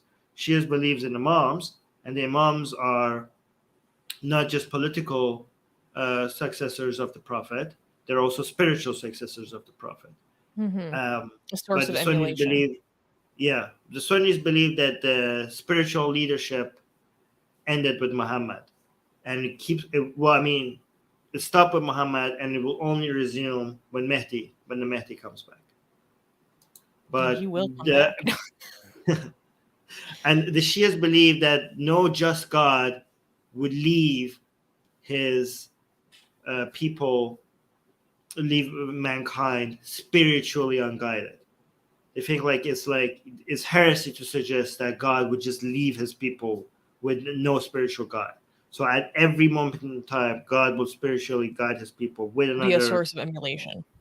Yeah, and that's why the imams must have been the spiritual guide, right? And they're like, okay, well, what happened then? None of the 12 imams, all the imams are dead. So how is that just? And they're like, well, not really. Imam Mahdi never died. Like he's not like, it's not like Jesus said he died and he's going to come back. Like he's still alive and he's walking among us. Which also, but people are like, well, we don't have access to him. Where's the spiritual guidance? Like I thought spiritual guidance means that we could walk ask him, I'm like, hey, does this Quranic verse actually mean this? But he's like, we don't know where he is. Where is he hiding? So he's not available to us. Which is why in Iran we have the concept of Vilayat Faqih. They're like, okay, we have people who speak, like are in touch with Mehdi, and those people will be guiding us right now. Which means Khamenei will be basically doing his. The claim is that Khamenei is in touch with Mehdi. Do you know that? Did you know that? That he's in direct communication with Mehdi. Yeah, okay. Yeah, so that's the claim. Like, obviously not direct communication. No, actually, no, direct communication. That's what the claim is. Yeah, so Khamenei has been doing how is that occultation? Because there's like degree of occultation. There's degrees of it. Like Mehdi wasn't originally at this level of occultation, but now he's like fully. They are mediums. They are people who mediate between us and the Mehdi while he's in occultation. Okay. This whole damn time. Yes. No, and you're not gonna freaking tell us. These are guys, yeah. On speed dial. Khamenei has Mehdi on speed dial. But did you know that Khamenei does lie by omission? So Khamenei has never claimed that he is in direct communication with Mehdi, but people have claimed it right in front of him. And he's like, and he has never denied neither confirm nor deny. Yeah, so he has never corrected it. Okay, neither did Khomeini. So they are letting that lie, So I mean, if you are a follower of Khamenei, you would you watch people say that right in front of him, and he's not correcting them. You would see? Take that as Khamenei confirming that this is true, right? Yeah. Oh, we got a new Reincarnation Entertainment just became a member. Oh, thank you. Wow. Thank you for becoming a member, and welcome to being a Satan's minion. No, he's not a Satan. He's a health CEO. Oh my God. Wow. Amazing. Thank you, Reincarnation Entertainment. That's incredible. So that's weird. The rank of Hell's CEO. I just want to give a quick shout out to Shadi. If you guys are Arabic speaking, go check out his channel because he makes very good Arabic language atheist content. So just wanted to give a quick plug. Hi. Wait, is he in touch with Dolly? I don't know if he is, but he should be. Yeah, put them in touch. Yeah. The way you did it, it's like the kiss me.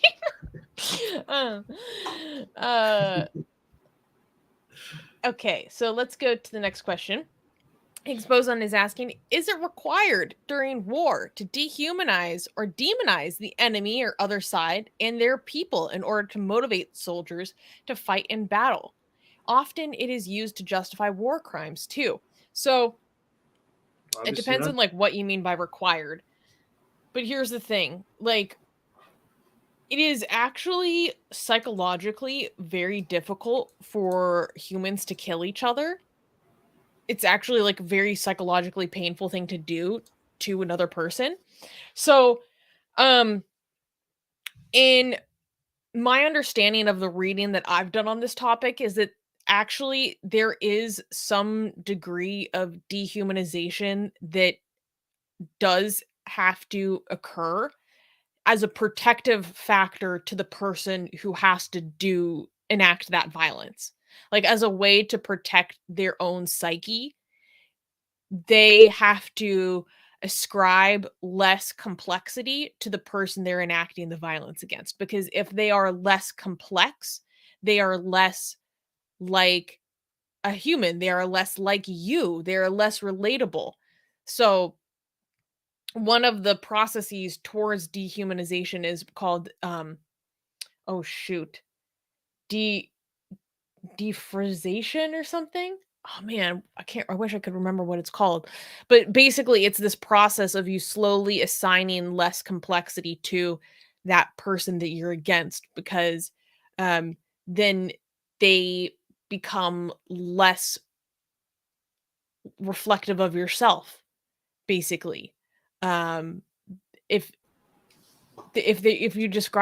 you ascribe less complexity to them, then you are reducing them to more like an animal, so to speak. And I think there is a certain element of this that is required, that's needed for people to be able to do what they have to do in the role that they've been given. And yes, it is, of course, used to justify war crimes.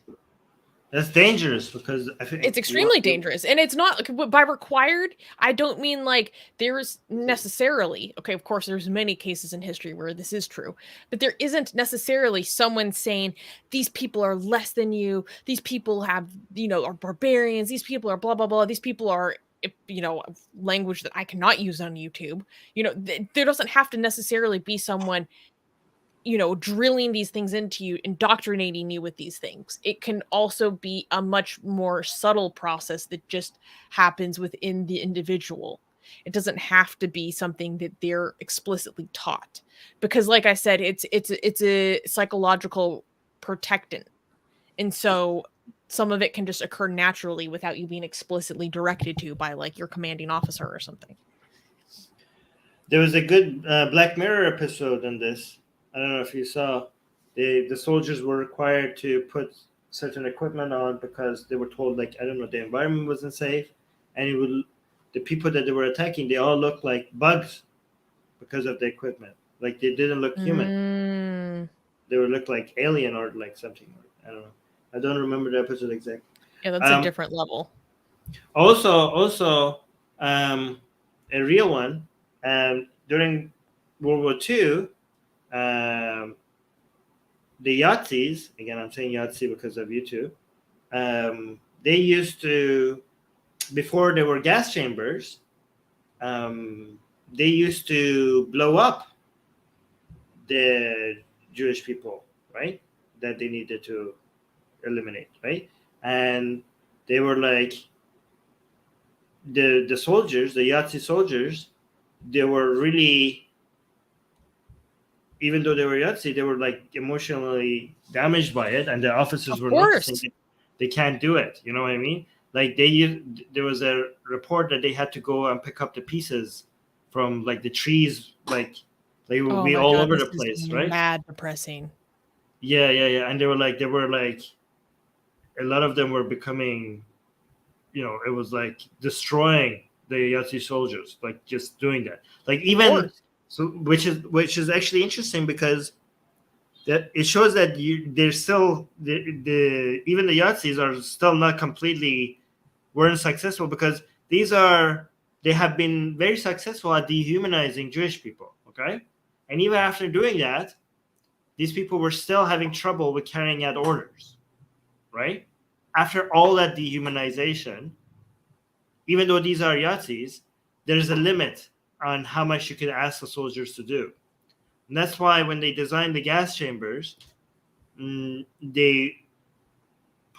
was partly designed in a way where the people who were carrying out the executions were not seeing the process, right? Like when you exchange the gas, when you did the thing, when you put everything, all the death was happening. Well, that's when the fascism of the bureaucracy set in. Yeah. Like fascism is best enacted through bureaucracy because the process itself is dehumanizing and you just become part of the machine. It's not personalized in the same way. Right. Yeah, okay. But I hope I didn't say anything that demonetizes us, because we're just talking about history, okay? Vikram is saying, how are you doing, Susanna? Not good. I'm not doing good. Oh, okay. Sorry, I've been struggling a lot, actually. Oh, okay. Well, it's not. But thank you for asking. Okay. Sorry, Susie. I'm gonna. Okay, after the stream, we're gonna talk.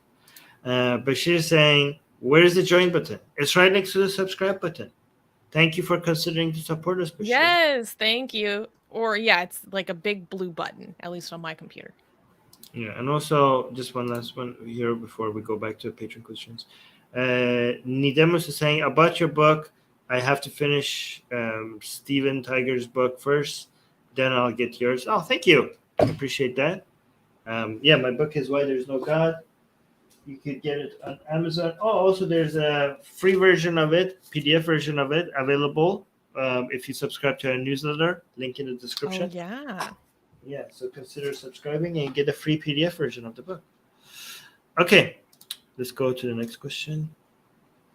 Okay, so next patron question is from Idris. Idris is asking, I don't know how to make sure you got the link to the video about the Iranian famine you mentioned yesterday, so I'll post it here just in case.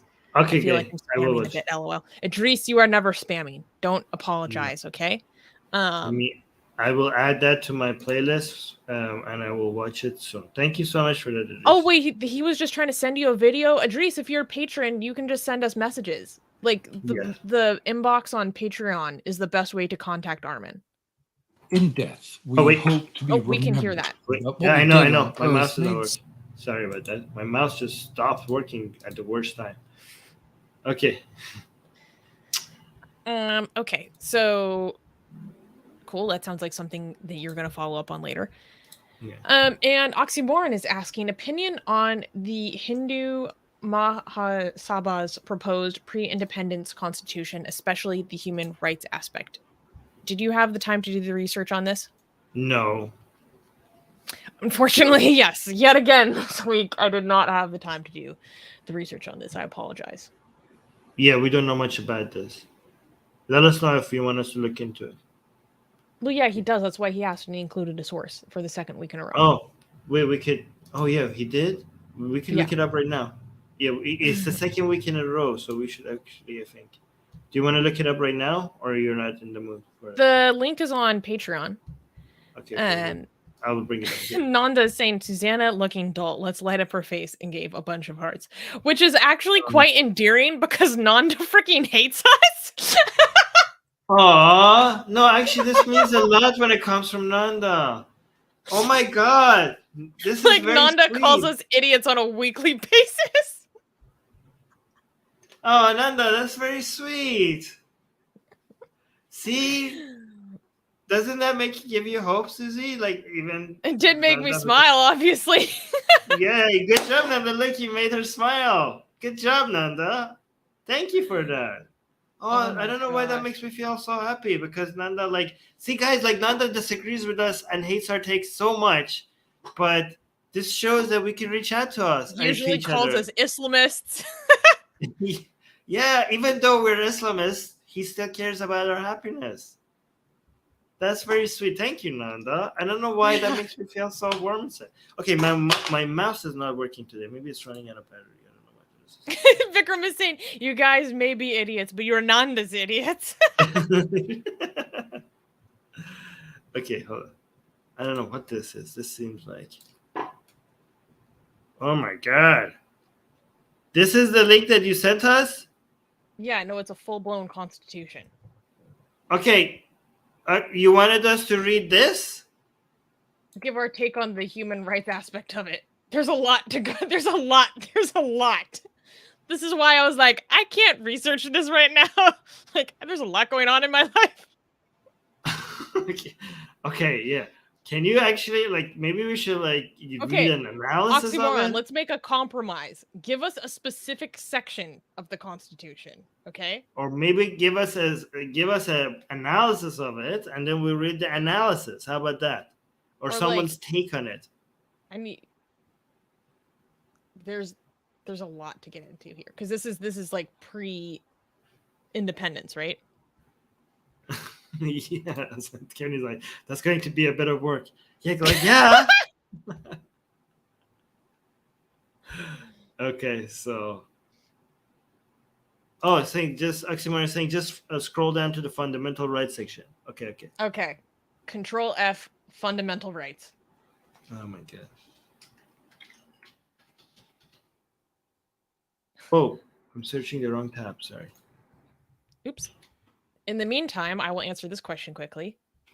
Abtin Tehrani is asking, why don't you write a new version of your atheist arguments book? And why don't you write a Farsi version too? Actually, Abtin, we have a free Farsi translation of Why There Is No God on the Atheist Republic website. So is there Farsi version? Done. We even have Kurdish. We have Kurdish. I think we have Arabic version of your book as well, Armin. Do you ever think you're going to do an updated version of Why There Is No God? I will one day. Maybe. Maybe we should do it for the 10-year anniversary.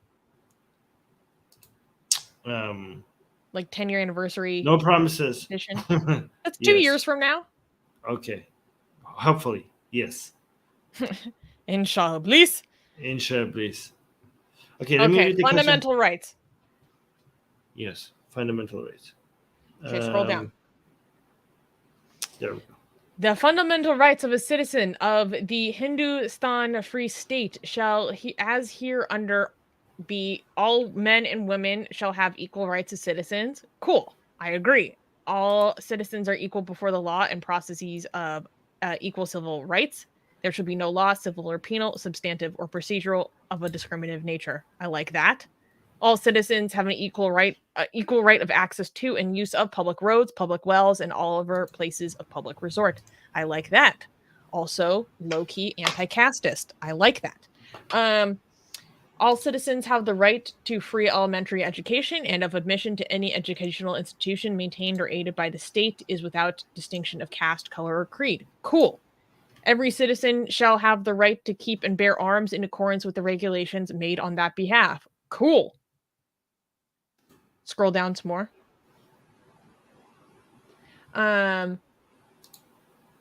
Okay, here's where things get bigger. Wait. Citizens shall... Well, no, I already read that. The state shall make suitable laws for the maintenance of health and fitness for work of all citizens, securing of a living wage for every worker, the protection of motherhood, welfare of children, and the economic consequences of old age, affirmity, and unemployment. And the state shall also make laws to ensure fair rent and fixity and permanence of tenure to agricultural tenants. Okay. All persons are by nature equally free and independent and have inherent rights, viz. The enjoyment of life and liberty with the means of acquiring and possessing property and pursuing and obtaining happiness and safety without any exploitation of man by man. Okay, cool. The liberty of the person... Can you scroll down a little bit more, please? By the way, Bashir just became a member. Welcome to being a Satan's minion, Bashir. Thank you. Thank you, Bashir. The liberty of the right of the person is inviolable, and no one shall be deprived of his liberty of person except in accordance is with the law. The privilege of the writ of habeas corpus shall not be denied to any person unless, in case of rebellion or invasion, the public safety requires such denial, and then only in such a manner as shall be prescribed by law. No person's dwelling or property shall be entered, sequestered, or confiscated save in accordance with the law. Cool. The right of freedom of opinion, as well as the right to assemble peacefully and without arms and to form association or unions, is hereby guaranteed for purposes of not opposed to public order or morality. Okay, Okay, this gets a little iffy. This gets a little iffy. Who decides what is opposed to public morality? That gets a little iffy. Okay, next. Freedom of conscience and the freedom and the free profession and practice of or religion and the protection of culture and language are subject to public order and morality guaranteed to every citizen, and no law shall be made either directly or indirectly to endow any religion or prohibit or restrict the free exercise thereof, or give any preference or impose any disability on account of religious belief or religious statute. Okay, pretty cool. Again, we need a firmer definition of what is public order and morality. How long is this section? Oh, okay, let's just finish. No person shall, by any reason of his color, caste, or creed, be prejudiced in any way in regard to public employment, office or power of of power or honor in the exercise of any profession, trade, or calling. No public money or property shall ever be appropriated, applied, donated, or used directly or indirectly for the use, benefit, or support of any sect, denomination, sectarian institution, or association or system of religion, or for charitable, industrial, educational, or benevolent purposes not under the control of the state. There shall be no state religion for the Hindustan Free State or for any of its provinces. Cool. And then, wait, let's close this. Every citizen shall have the right to petition to the Supreme Court in respect of any infringement of his fundamental rights, and the decision of the said court shall be final and binding on him and the state and the provinces concerned. Honestly, I like this section a lot. I'm no constitutional lawyer, but that seems pretty decent. Actually, quite good. This is like, in many ways, very equivalent to the Bill of Rights, which is one of the sexiest documents that I have ever seen. We need more definition of like this definition of morality. What is the history behind this? I don't know. It's pre-independence. Pre-independence, and then okay. So we need to know what it's like. What is the history behind this? But okay, Susie's got her stamp. You got Susie's stamp of approval. So I like it so far. No, nothing major jumped out as a thing of concern, except like how do we define what is public order morality? But that's usually defined somewhere else, anyways. The biggest highlight is it's anti-casteist, which is good.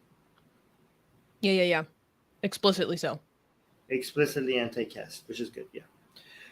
Anyways, we're done with the patron questions, and thank you again to Bashir for becoming a new member. Which reminds me that also to reincarnation.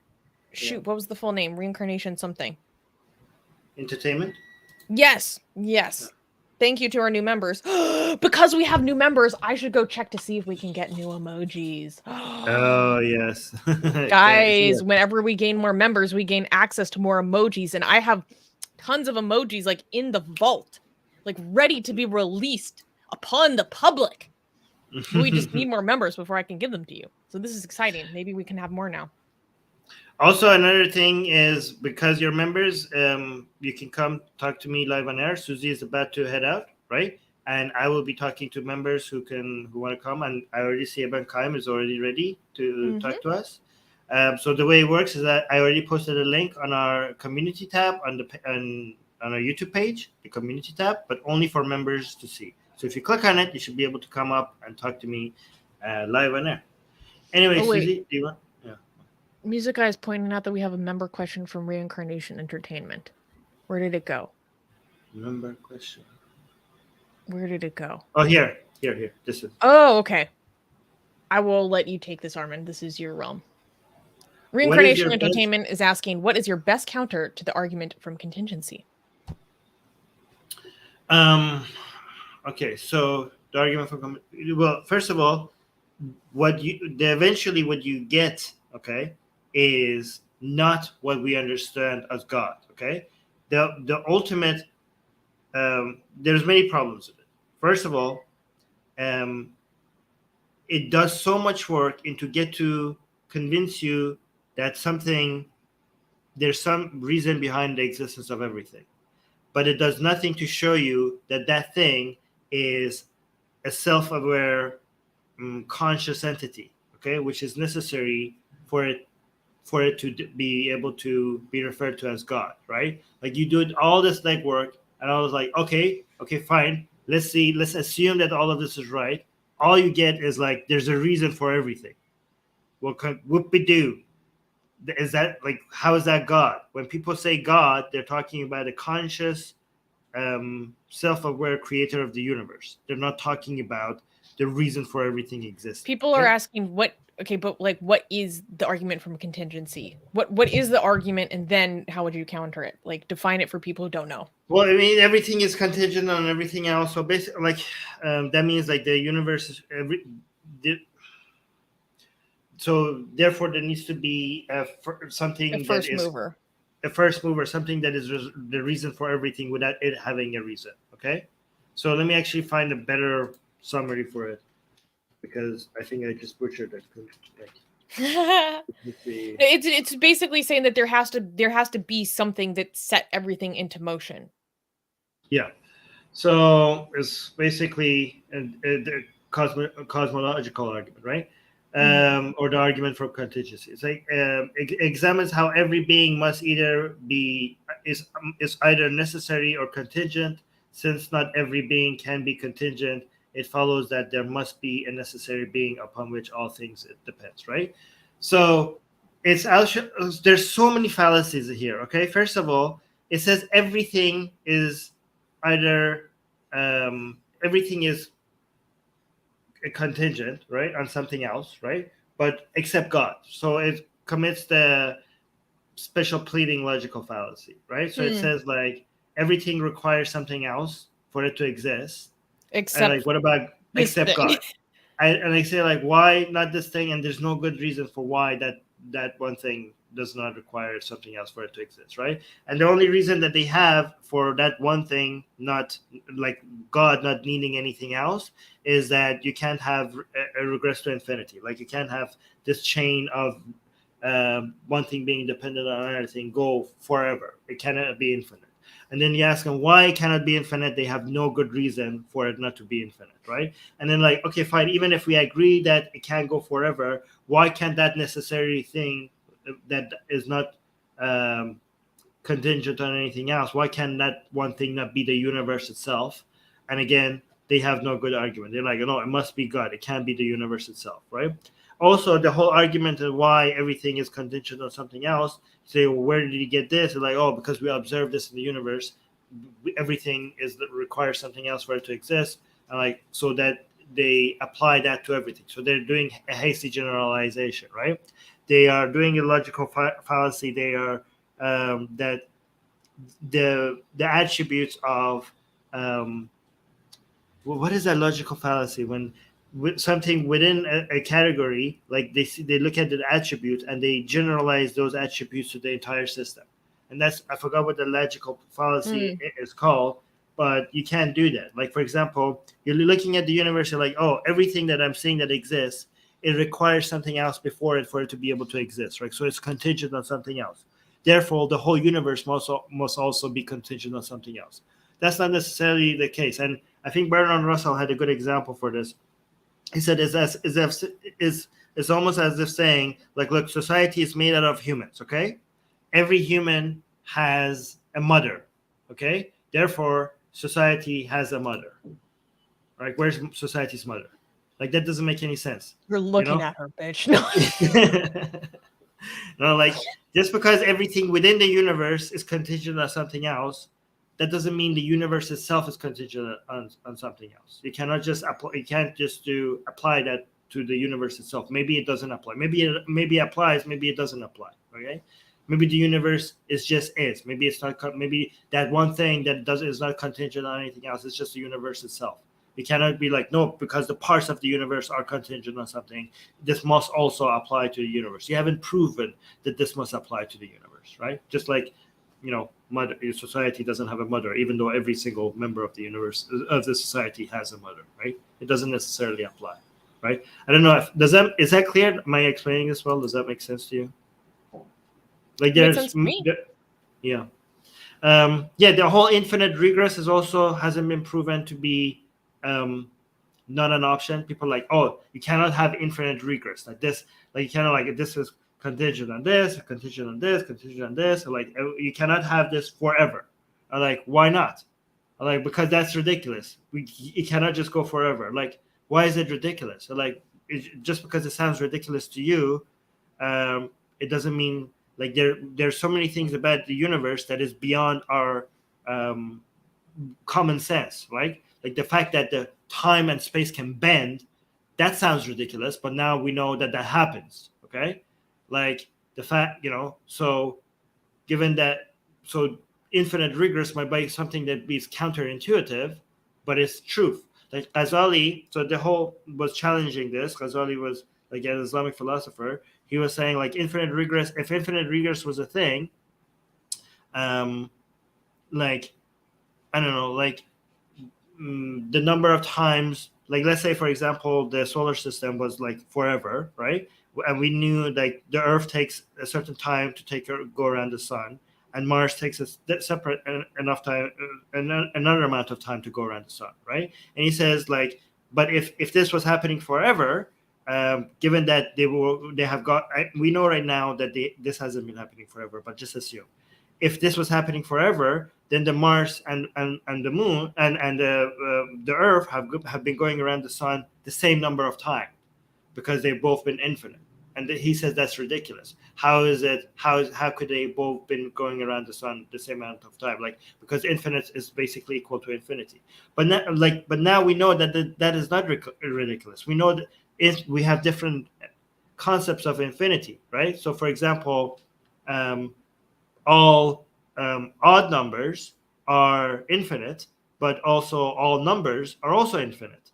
But one of these infinite is twice as big as the other infinite, even though they're both infinite. Like, I know it's counterintuitive, but it's kind of like, or for example, if I have a line this long and a line this long, the dots on both of these lines are infinite, but one of these lines are bigger than the other line, right? So that seems counterintuitive, but that's how infinite works, right? So Ghazali was like, this is ridiculous, so that's why infinite regress cannot be a thing.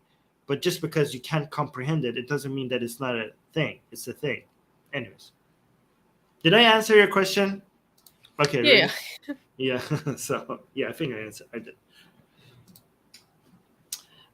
Okay. So Ibn Qayyim and Oxymoron are here, so I'm going to bring them up. Do you want to say hi to them before you go? Sure, I'll say hi. Before I go, I will say that I will see you guys on the news show this week in 3 days, and we have a lot of juicy stories. So make sure to tune into the Atheist Republic news show, because we got some drama to dig into. we got a new jihad Armin, new jihad just dropped. We're gonna talk about it. Okay, that's good. Hi guys. Look forward to that. Hello.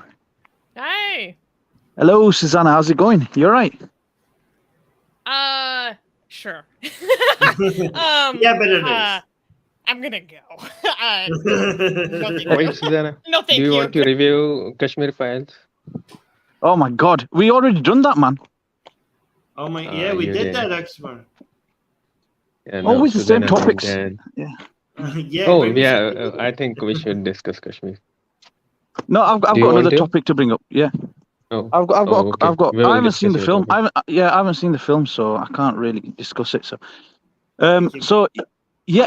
I've got a quick. By the way, I found, one thing that helps whenever I'm feeling down, Armin, is I just go to the gym and start deadlifting, man, and by the end of the session, I'm a completely different person. Honestly, Really? I know it won't work.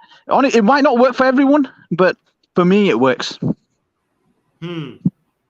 Honestly, yesterday, I've been doing it for 2 months, right? Yeah. Yesterday, I lifted 172.5 kg, which is 380 pounds. I was able to deadlift. And that's starting from a point of 130 kg. So I've gone up 42.5 kg in a period of like 7 weeks. So if you've got the right technique, you're doing it with proper form, so you're not getting injured. It's a brilliant exercise to relieve stress, to improve self-confidence, etc. Honestly. And I go to a normal commercial gym, right, where people, they don't lift heavy. It's not a powerlifting gym. And so people start bloody staring at you. You start lifting heavy, people are like, what the fuck's going on here? You know what I mean? But yeah, honestly, it really, for me, it helps because honestly, I deal with a lot of stress during my work because I'm like, I run 2 businesses, and sometimes you get a lot of things that come your way which kind of put you down all the time. And, I just go to the gym, 1 hour session, and I'm back out. I'm feeling fresh. I'm ready to go again. It's really good. Why the deadlift? Why not the bench press? Isn't that like what guys' favorite? Yeah, no, I do bench press as well, but I prefer the deadlift because I think it's one thing you can get really high numbers on, and it's like the ultimate feat of strength, isn't it? The deadlift, because Is you're it the lifting. squats the one that you could get the highest amount of weight on? Technically, the world record for squat is higher than for deadlift, but for the average Joe, generally, I think the deadlift is probably a little bit higher than the squat. because the squat requires you need a really strong core, in order to do heavy squats, and you need to build that up over time. You're not just going to get that overnight. So yeah. Also, you say you don't want your legs to be too big because it doesn't fit in your pants. But do you know what it is, Armin? I've got a bit of a knee issue as well. So whenever I go below like parallel, my knees start hurting. So what I do instead is I do leg press. On the leg press machine? Yeah. So I just lay down on the floor and just do the leg press. And you can stack up really heavy on that as well. But yeah, I mean, I just love going to the gym, man. Honestly, it's just, and I think, yeah, and like I know you advocate for a low calorie diet. Is that right? Well, I mean, not for you, obviously, if you're doing that much weight. Yes. For most people, probably, yeah. Yeah, for health reasons, I think it's probably healthier to have a low calorie diet. But this powerlifting, like anyone can get involved in it. Like if you go on YouTube, you can see how to do like the basic lifts: a squat, bench press, deadlift safely. And that's the most important thing, to do it safely and to do it with lower weight to begin with, in order to ensure your form is correct. And then you start building up over time. But very slowly. Yeah. Don't ego lift. Yeah. Yeah, 100%. Yeah, don't ego lift. But you got to push yourself, but don't ego lift. Yeah, 100%. Yeah. Oh, you hurt yourself. Yeah. Yeah. I mean, if your form is like struggling, then try to just go back down. True. But my bench press sucks compared to my deadlift, man. Honestly, like I don't know. Do you know my body? It's like I've got like long arms, right? And it's not really good for the bench press, but it's because the movement, I have to move a lot further for the bench press, whereas for the deadlift, it's a lot easier because I can reach the bar a lot easier, going downwards. So it's less of a movement on the deadlift and more of a movement on the bench press. So I don't know. Tell me if this is weird. I don't really care about. The only thing I care about is if I'm suffering or like if it's burning. You know what I mean? Yes. Like, yes. As long as I know that I'm doing my job right, as long as the weight is making me struggle. You know what I mean? Yes. So, yes. Well, it's safer to do it with lighter weights and to do more reps than it is to do like heavier weights and less reps. Yeah, but if you wanna, if you're doing, you can't be too light. Like the optimal number. Yeah, there's an optimal range. Yeah. Yeah. If you could do more than 15 reps, it's not too light. It's too light. Yes. Yeah. But I think there's different reasons why you lift weights. So, for example, some people might lift weights for like to look better in the mirror, and other people might just lift weights for strength. So it's two different things. Like so yeah. Yeah. But I've got a question for you, Armin. Go ahead. No. What was my? Wait, hold on. I'm trying to think if I can. Oh yeah, what's the difference? Yeah. What do you know about the difference between Brelvism and Diobandism? So the Diobandi movement and the. I actually don't know much. I was like, this is something that I need to. Can you send me? This is something I need to educate myself on. Yeah, the best resource for this is Wikipedia. Honestly, it just gives you a good basic overview of what it means. I should do a deep dive on this. Yeah. You should do it on stream. You should do like a research stream like Voss does. Yeah, okay. I will do that. Honest to God. And just go through the Wikipedia, and then anything you find interesting, just click on it. So Brelvi, so Barelvi. Baree. No, Barel. E for Echo, L for Lima, V for Victor, I for India. Okay. I will do a stream on this for sure. And the other one's Diobandi. I just want to, if you want to have like a basic discussion on it, just like a basic idea, but because both of these two movements are considerably larger than the Salafi movement, considerably larger, so they have more of an impact on the world in terms of the number of people, even though it's in a specific region, than the Salafi movement does. To be honest. Yeah, we'll do a deep dive. It's a good idea. Yeah. Really look into it. It's really interesting because they are ideologically opposed to one another completely. Both movements. But yeah, they are ideologically opposed to one another. In fact, both of the movements came to counteract the other. So the Deobandi movement came in place to counteract the Sufi movement. It was basically the majority of the subcontinent was Sufi up until around the 1830s, and then the leading scholars in the subcontinent in South Asia at the time recognized that. Right. Well, let me look into it more because people are. Oh yeah. No worries. I will look I'll look into it. Yeah. I might make a video about it instead of like a stream, like a short video. Cool. Yeah. Cool. Okay, but I know you guys you focus a lot on South Asian topics, etc., right? But I want to kind of bring it back to the UK and Europe. Wait, let's let other people speak as well, and then let's go back to the UK. Just give me. All right, go ahead. Yeah. Let's go through Oxymoron and then Rekshith, and also Reincarnation Entertainment is here as well, and then we'll go back to Ibn Qayyim after. Okay, Oxymoron, you want to say something? Oh, I forgot what I had to say. So basically about stress, I'll talk about stress then. Okay, go ahead. 3 things that work for me are dancing. I don't really dance, but it works. Then there's singing in high tone, at least some kind of music, specific kind of music works. And then what else works? Punching on punching bags, pillows, or walls. What do you do? I do none of this, but I observe these 3 things works because I'm really self-conscious about this, and I have a lot of people in my house, so I can't really do all of that. So what do you do? It feels really weird to do. I do nothing. I just sleep. Aww. Okay, let me suggest something. There are a lot of people around. So. That's kind of sad. That's kind of sad, yeah. So there's things you can do. Yeah, I watch movies, but it doesn't help as much. Try deadlifting. Yeah, the deadlifting doesn't look ridiculous. You could try that. Yeah, I'll have to try. Yeah, I don't exercise that much. Yeah, actually, that's good for your health, and it might actually help with your stress as well. I have certain videos that are go-to for me. There's certain Stoic videos.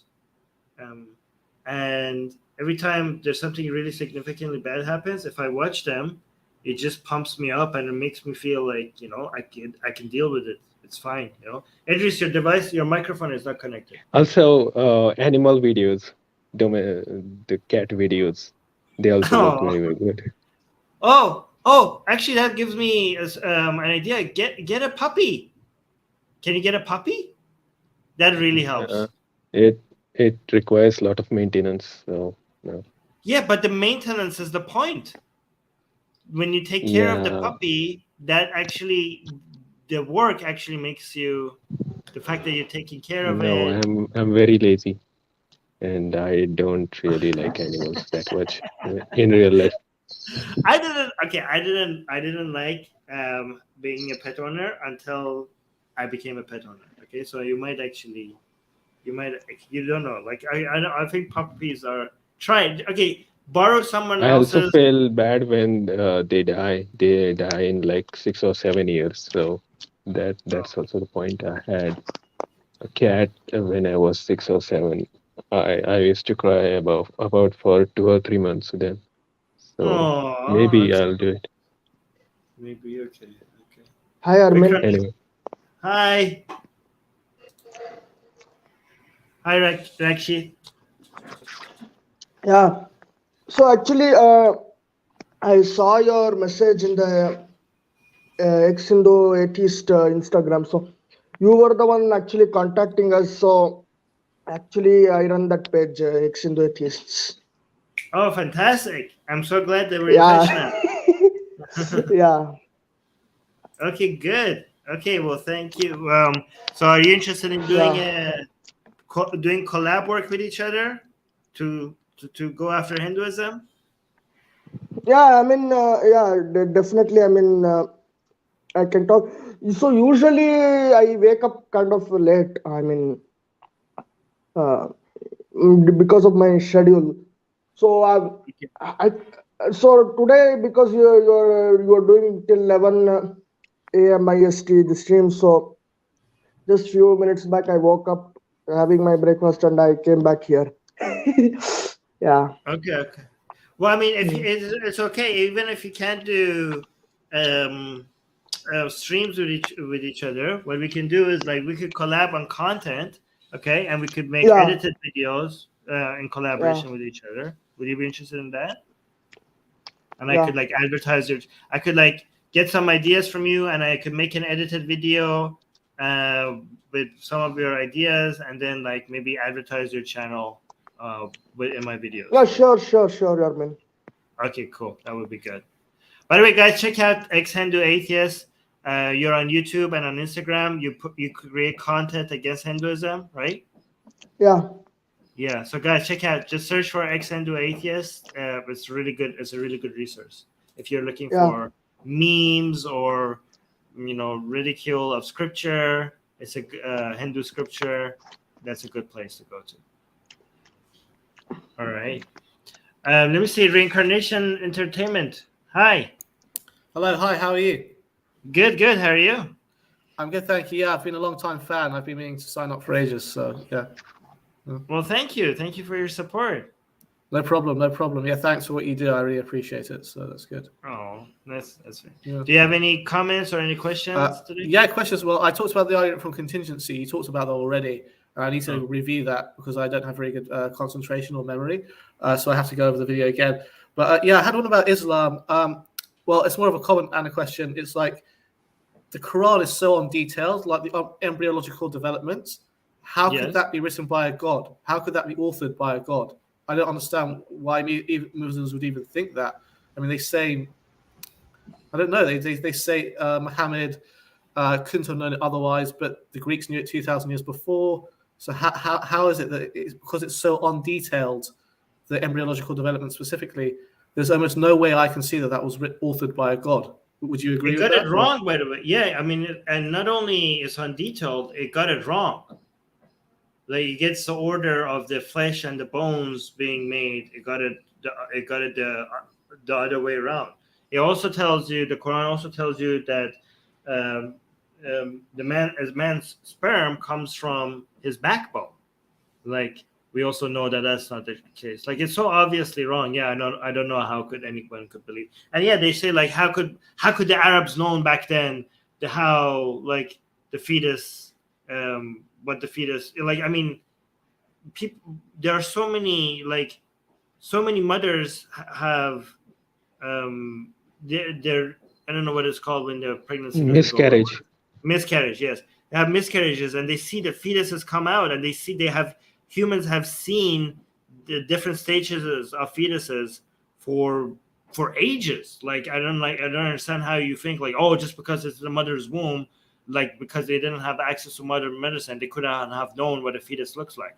Of course they knew. They have seen so many miscarriages. I mean, even they haven't seen miscarriages by dogs and cats as well. They have access to so much information. How could they be? This is not an information that was lost to them. Like people have documented, and also like ancient Egyptians and ancient Greeks and ancient Persians, they were obsessed with dissecting the human body and documenting what they're saying. Like this is not modern knowledge. This was like ancient, even based on that, based on people back then, this was ancient knowledge based on their standards. Yeah. So very good point. Yeah, the Egyptians and the Greeks knew about the embryo, and they knew about dissections. Yeah. I don't know. It's they'll say the one comment I got from a Muslim on a Dawa channel was that they didn't know about dissections till 700 years after Muhammad. But that's just not true. And I told him no, actually they knew about, and he didn't know what to say. So I told him about the Greeks 2,000 years before knowing about embryo. I found out now about the Egyptians knowing about dissections. So I don't know. But I don't even understand the point. Like they're like, oh, how could Muhammad knew? They even though people back then didn't know these things. Like, well, he got it wrong. Like it's not like as if like he got something right and you're impressing us with the knowledge that people didn't have. They got it wrong. They got the information wrong. But okay, and you're asking like why could so many Muslims believe in this? But it's because people don't really. I mean, it's the same reason why people believe in Christianity and Hinduism. It's not like the people came to their faith because of, they evaluated their scripture and they're like, came to the logical understanding that this must be from God. People just inherited their belief. Most people just inherit their beliefs. I mean, the Dawa people pretend like this is something that most Muslims have logically, Muslims have logically accepted as true. I mean, people just follow the crowd. That's why, not just religious people, even atheists mostly just follow the crowd. Maybe it's also because they think too lowly of ancient people, because they think that development started something around 13th or 14th century, and then after that industrialization came. But a lot of it was a very gradual process of evolution of this technology and science. So lot many people knew about at least science. Lot many people knew about science for thousands of years. They just couldn't preserve the traditions for most of the time. So people also confuse between. The people did a really good job. Like, I mean, if you look at ancient civilization, they did document a lot of this information very well. I mean, the Arab nomads maybe didn't have access to them because they weren't living in these big cities. But like, if they were living in, I don't know, in the middle of the Persian Empire or the Roman Empire, they would have been, a lot of this information was accessible to the people who had access to the libraries. You know what I mean? Yeah. Also, a lot of libraries were burned down. So the Greek libraries were burned down. The Indian libraries were burned down. By the same Arabic, by the same religious people. Like, the libraries were burned down by the Christians and Muslims and Mongols. Yeah. So a lot of knowledge was lost that way. So, Armin, can I speak a little bit about Hinduism if you really want to debunk the present day Hinduism? Okay. Okay, yeah. So, I think I have seen your review videos about caste system and Buddhism. I think a few months back. So that was excellent stream. But let me put it this way: like today's Hinduism, what you see, okay? It has 4 basic concepts. One is soul, eternal soul, independent of the body. Then you have karmic theory, that you do some karma and based on that you gain some merits or demerits. Okay. Then you have what I call as I forgot the name. Reincarnation. I mean, they tell, like, in a society, even today in Indian society, if people ask like why I'm like this, people have no other excuse or reason. They say, you did something like this so and so in your previous birth, and hence you are like this, suffering. So that's the most people actually say that. Like, people, if you're like ill or if you're poor, people say this must be your fault. Like, people actually do say that in real life. See, I think when you talk about illness, right, since modern medicine came, this has kind of reduced. But when you talk about astrology, the area of astrology where there will be problems, but people here and think that astrologers have solution, and they go to astrologer tells them, like, you're facing a business loss or you're facing a family loss because your planetary position is not so good, and this is because you did something wrong in your previous birth. Again, reincarnation. And then the fourth and the most important is the varnashram system. Of course, you will have Hindus coming and telling like, oh, that caste system, caste word is Portuguese word, it means race, blah, blah, blah. But when the Europeans did come to India, the way this system was being practiced, they called it caste because Europeans kind of behaved the same way with the indentured laborers, African laborers. So when they saw that the Indians among themselves are doing like this, so they just named it as caste. That's it. Yeah, but in fact, like, we're like each other. You're like we recognize what you're doing. Like, we see you. Okay, yeah. Yeah. So if these 4 things go away, the soul independent of the body, karmic theory, reincarnation and varnashram. If these four goes away, Hinduism doesn't exist at all, actually. Okay. This is the foundation. Okay, But interesting. these are actually quite defensible positions. I think for a lot of Hindus, it's easy to defend a lot of these positions. No. It's easy to defend reincarnation and the caste system? Yeah, caste system can easily be defended. Oh my God.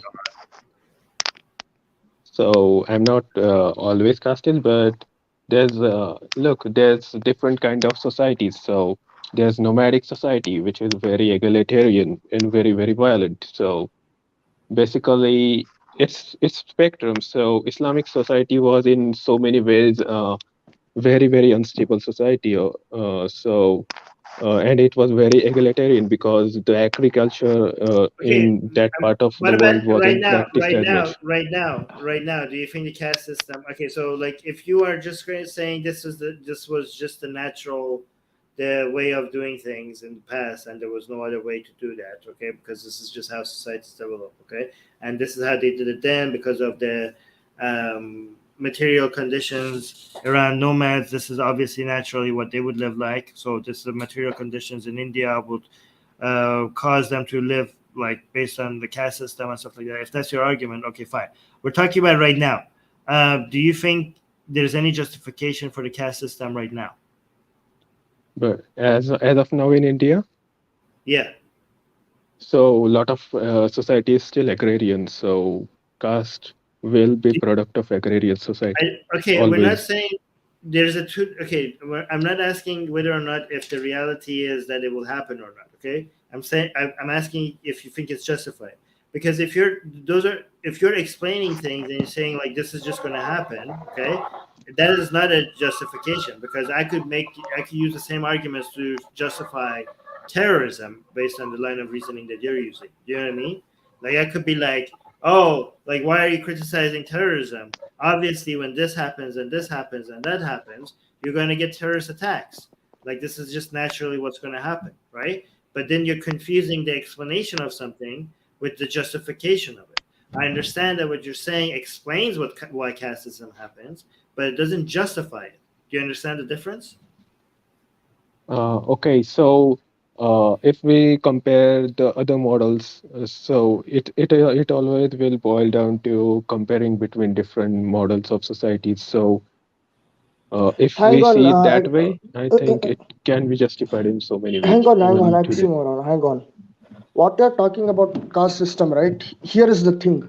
Okay, so pre-Buddhist, pre-Jain period, so-called Vedic rulers made a system, okay, of divisions, and it was in cohort with the priest and the kings. Okay, so priest became over the kings, whom we call as Brahmins. Below them came your kings, and below them came the traders and this thing, and even below them came the servants of the three castes or blah blah blah, whatever you call it. Okay, Shudras. So this was initially made. Now you are talking about reincarnation, soul, and karmic theory, right? This was invented so that the lower caste people whom they made, okay, the Shudras, do not rise against the kings and the priests. Do you get the point? That's why precisely Upanishads were written down. Upanishad wasn't written down because it's something spiritual or great.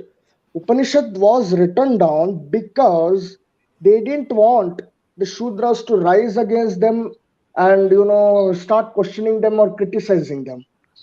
Okay.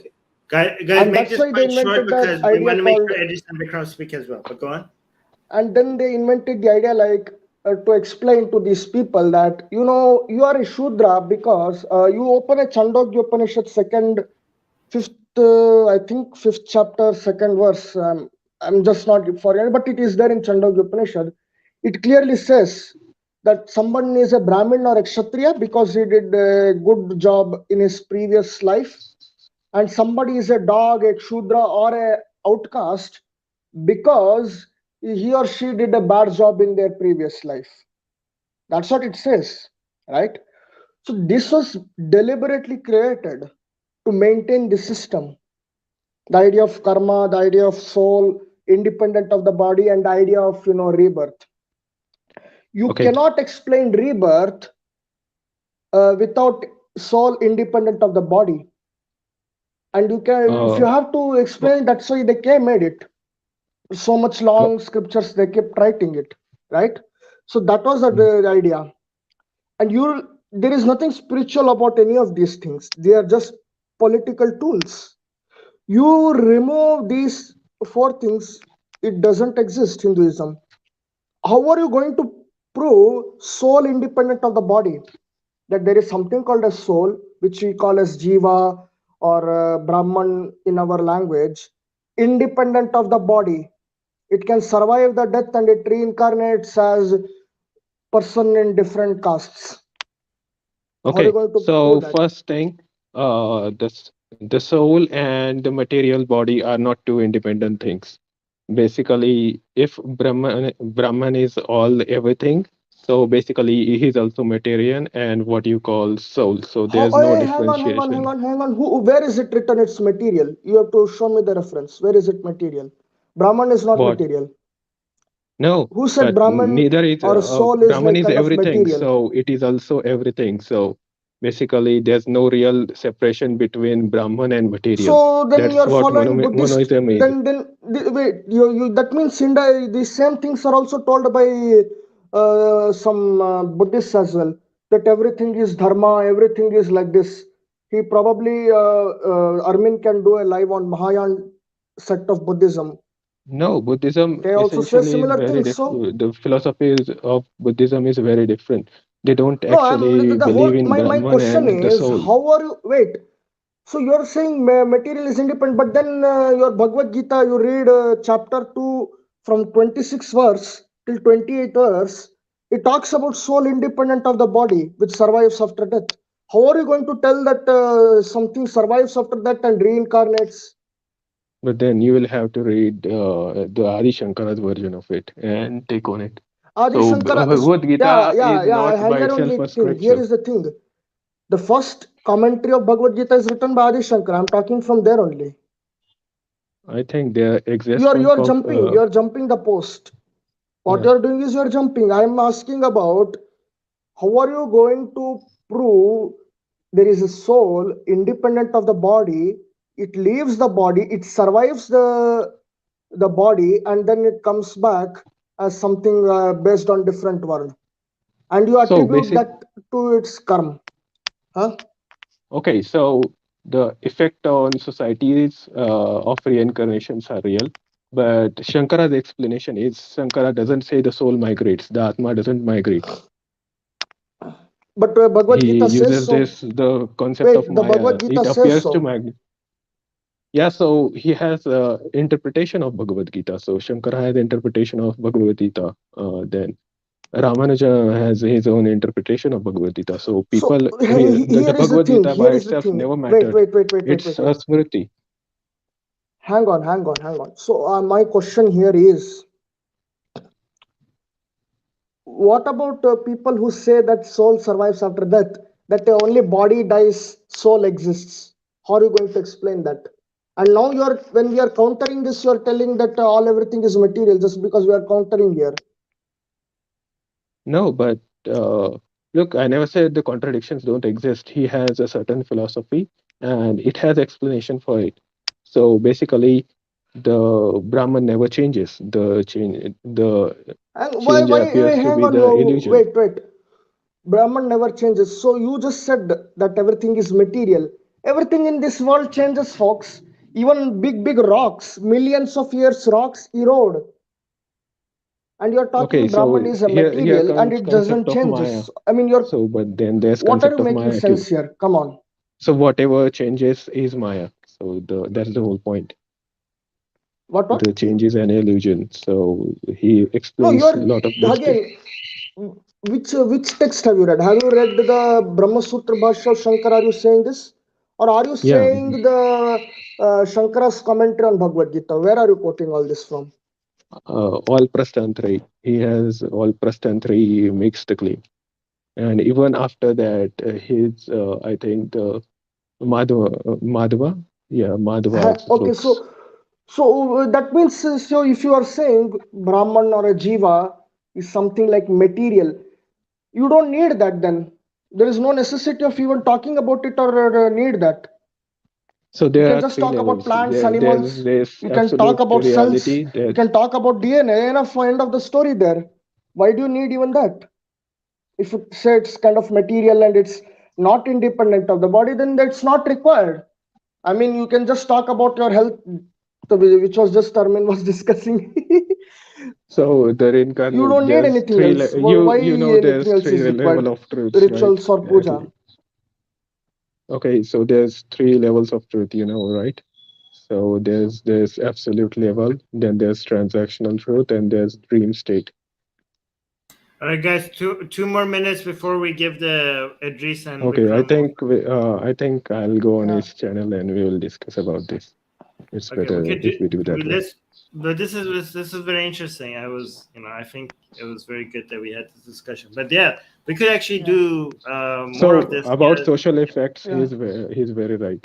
No. But that's not where epistemology of religion comes from. Do you guys are you guys gonna do a debate on the ex-Hindu atheist channel?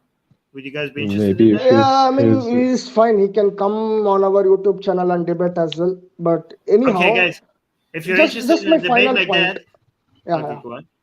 No, I was just. So that's my final point here. Take a note.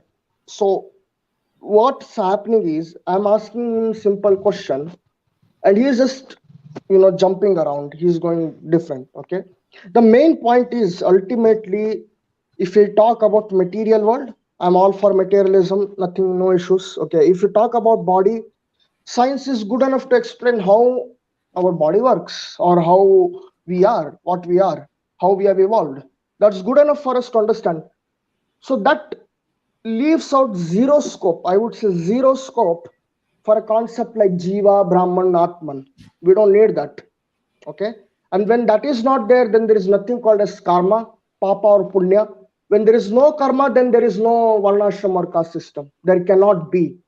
Okay. So these are, as I just said, these are all created during the time of Upanishads, when Upanishads were written, so that the Shudras or lower caste don't rise against, the Brahmins and kings. That's all. That's what I would say. I agree with you, but I think it requires a lot of contextualization. I'll come to your channel if after this, if it's possible. This is a good way to plug the Ex-Hindu Atheist channel. So guys, go subscribe to the Ex-Hindu Atheist channel if you are interested in seeing. Share the link, Armin. 1 second. Okay, share the link. But we got a good taste here as well.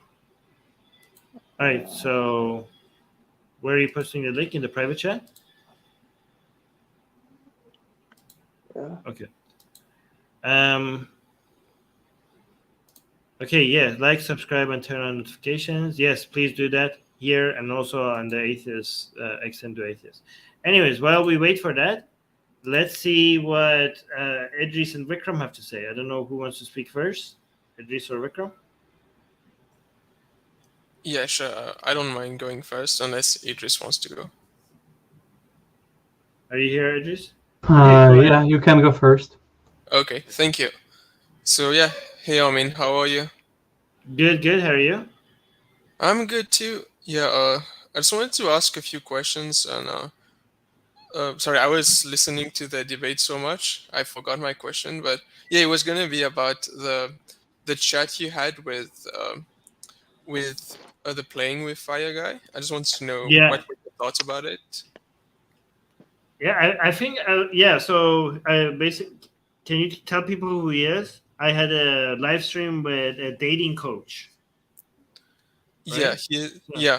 So playing with fire, he's a YouTuber who does like dating advice, but he's like he's not completely a red pill, but he's in the he's within that community, the pickup artist community.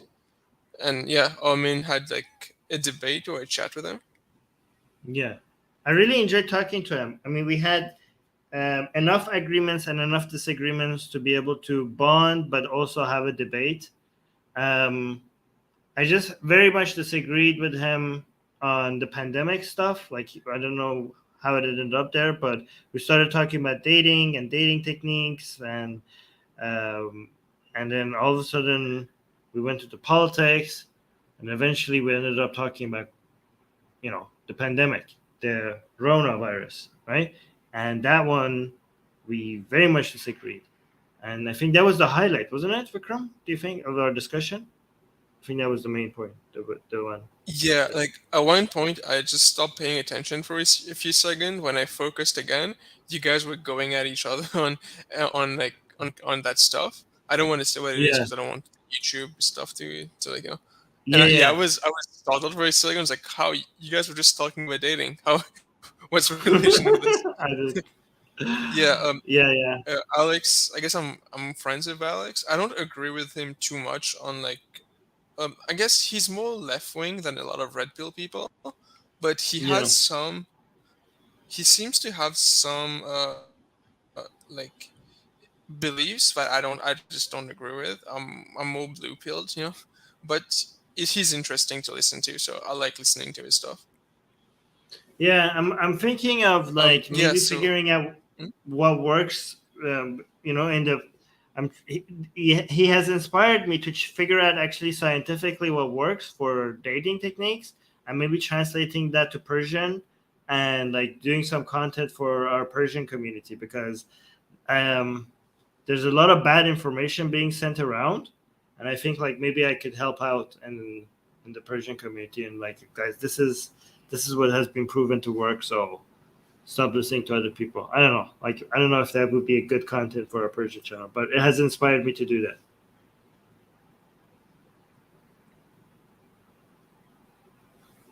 Hello? Yeah. One thing I wanted to ask you about that. So I know you were asking him, like, whether he could provide scientifically backed evidence for it. Yeah. I'm sure there must be studies. Sorry, can you hear me? Yeah, your idea is getting cut. Is it just getting cut for me, or is it getting cut for you guys as well? Yeah, it's getting cut for me as well. Yeah, it's getting cut. Okay. Vikram, can you say your point fast before you get fully cut? Yeah. No, I wanted to ask. So, but. All right, Vikram, your audio quality is really bad. We don't have any clue what you're saying. So yeah, let's go to Idris. Idris, hi. Hi, can you hear me correctly? Yes. Okay, so I'm so glad that I finally got to talk to you, because every time like you were coming up here, like we start talking to so many other people until you didn't have enough time yet to go. So I was like so worried that it's going to happen again today, but I'm glad that you're finally here. Yeah, no, 2 days ago I finished my internship, so finally I'm nice. on holidays. So yeah. So the thing I wanted to talk to you about concerning my question is I'm not sure we have beaten natural selection. Like I've thought about it recently, and the way I see it is like natural selection and our instinct that have evolved from that are kind of like a slave master. Not in the sense that we do everything they want us to do, but in the sense that they will punish us if we act contrary to what they wishes from us. And like the genes, like basically you're saying like the genes seem to be like our puppet masters, and they're making us dance for their own survival. Right? Yes, but not really. Like they don't know everything we're doing. It's like they're kind of dumb. Like they will punish us if we do something that goes against them, but as long as but they're kind of like the Greek gods. There we can hide things from them. Yes. And like so, but like with condoms, for example. Yeah, sure. Yeah. But in the end, if we don't reproduce, our gene do get a disadvantage. It's like we conserve inefficiencies. I think there is no point in us, in regard to natural selection, there's no point in us being mostly happy. Like, we should be average. But we play it smart, and we can sort of hide natural selection that we're happy and we get extra happiness. But so I'm not sure that I mean, I love science, of course, to come back to the point, but science is not, I'm not sure it's suited to our brain. And so because for the moment, religion is still kind of dumb when you think about it, and when you haven't been raised in it. Science can defeat religion, but ultimately we aren't good at having an experience of statistics. It's very counterintuitive. So even though science is very productive, I feel if natural selection keeps making religion evolve, maybe one day it will seem so coherent to us that we won't see the point in taking a back step and learning statistics. We will be okay, but you're talking about the natural selection of the meme, right? Yes. Okay, but the natural selection of the meme is not changing our DNA. So therefore our nature is not going to change. So it's not going to, because we're not going to change, it's not going to change our DNA. We're still going to desire to be happy. We're still going to care about our well-being. So if we get too far off that path, we're going to do something about it. I'm not sure. I mean, when you see in many religions, people are unhappy, but it's see, okay, but the thing is, our genes are too dumb relative to us. Okay, like our genes are not even conscious. So if we wanted to cheat our genes, we are able to do that because it's easier for us to hide from them, right? Like if I, for example, but the memes can't hide from us. Okay, so the evolution of the memes, if that's happening, and if it's getting too off track from what our goals are, okay, we're going to notice that if it's going to get off track.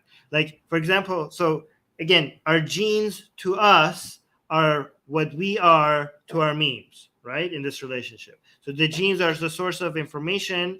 We are the expression of it, right? So therefore, the genes' goals are survival. The tools have been our pleasure. We have turned the tools into our goals. So to the memes, we are the stores of information, right? Our goal is well-being and pleasure. The meme's goal is the survival of the meme, right? So if the meme evolution keeps happening, you're worried that the survival of the meme is going to matter more than the well-being of the humans that created those memes. That's what your concern is, correct? Yes. Okay. But the thing is that there's no place for the memes to hide. Because we are self-aware and because we are conscious, we will be able to detect it when it's happening in a way that it's not the genes did not have as much as eyes and ears and surveillance strategies as we have. You know what I mean? Like, we get to self-analyze the societies that we're building and be critical of it and push against it when things are not going according to plan. That's the difference. Yeah, sure. But I feel we may still be at a disadvantage. Like it's like parasites. animals sometimes notice that there is a parasite going to infect them, but they can't always do something about it. But there's nothing that can make us like the memes, like whatever religion or way of life that is introduced to us. We always have that option. If everybody is miserable, or if people are getting miserable, there will be at a point where people are like, okay, abort plan. Like, this is not working. There's no amount of brainwashing or mind control that you could do in a society where everybody is getting more and more miserable and people are just going to continue. I'm not sure about that. I mean, people, especially when people can see how other people are living in other places, right? Even if your meme is very, very strong and people are completely being brainwashed, okay? If the people that are living under that meme notice, like, hey, people over there seem to be happier, there's going to be the meme is not going to be able to sustain maintaining its control over people. This is why communism, for example, died, because people who lived under communism, even though they're brainwashed, after a while they started noticing that people who were living under capitalism, they were just living better lives. Yes, so they're going to want, yeah. I think they may notice that they are at a disadvantage, but it may not translate into an overthrow of the meme. Like, for example, in Iran, you often talk about even though many people are against the regime, that doesn't mean that it will get overthrown. And yeah, but in the short term, in the long term, it will probably. And here's the thing: even if things don't get improved, it's not going to be as dystopian as you're suggesting. Okay, if things get too dark, people will call quits. People are like, yeah, this is not working out. Thank you very much. People will rebel. There will be a point where people will rebel in a way that genes could never do. The fact that we have rebellion as an option against the meme always in a way that genes never have, that means that this is not going to get as dystopian as you suggest. Also because we have alternatives, because this is what you're suggesting might be an option if we had only one meme and there was no other alternatives and people could not see that there are better ways to live. Because people could see, I think that's not possible. But your dystopian model that you're suggesting is not possible. Yeah, I hope so. But I feel like sometimes they have trouble seeing, like, for example, the vaccines. They have trouble seeing that it makes their life better. So yeah, I'm not saying it's perfect. I'm just saying it's not going to get as bad as you're suggesting. Anyways, let's talk to other people and then go back to you. Because reincarnation entertainment, did you want to add something? And Vikram, don't go, because I want you had a question as well. But reincarnation entertainment, are you here? Yeah. Can I ask a question, or do you want me to add to the? I mean, we don't have to follow our. You decide. You decide. Okay. Yeah. No. So we don't have to follow our biological imperative, what our selfish genes have given us. We can always do something else. I mean, I think that's what you're saying there.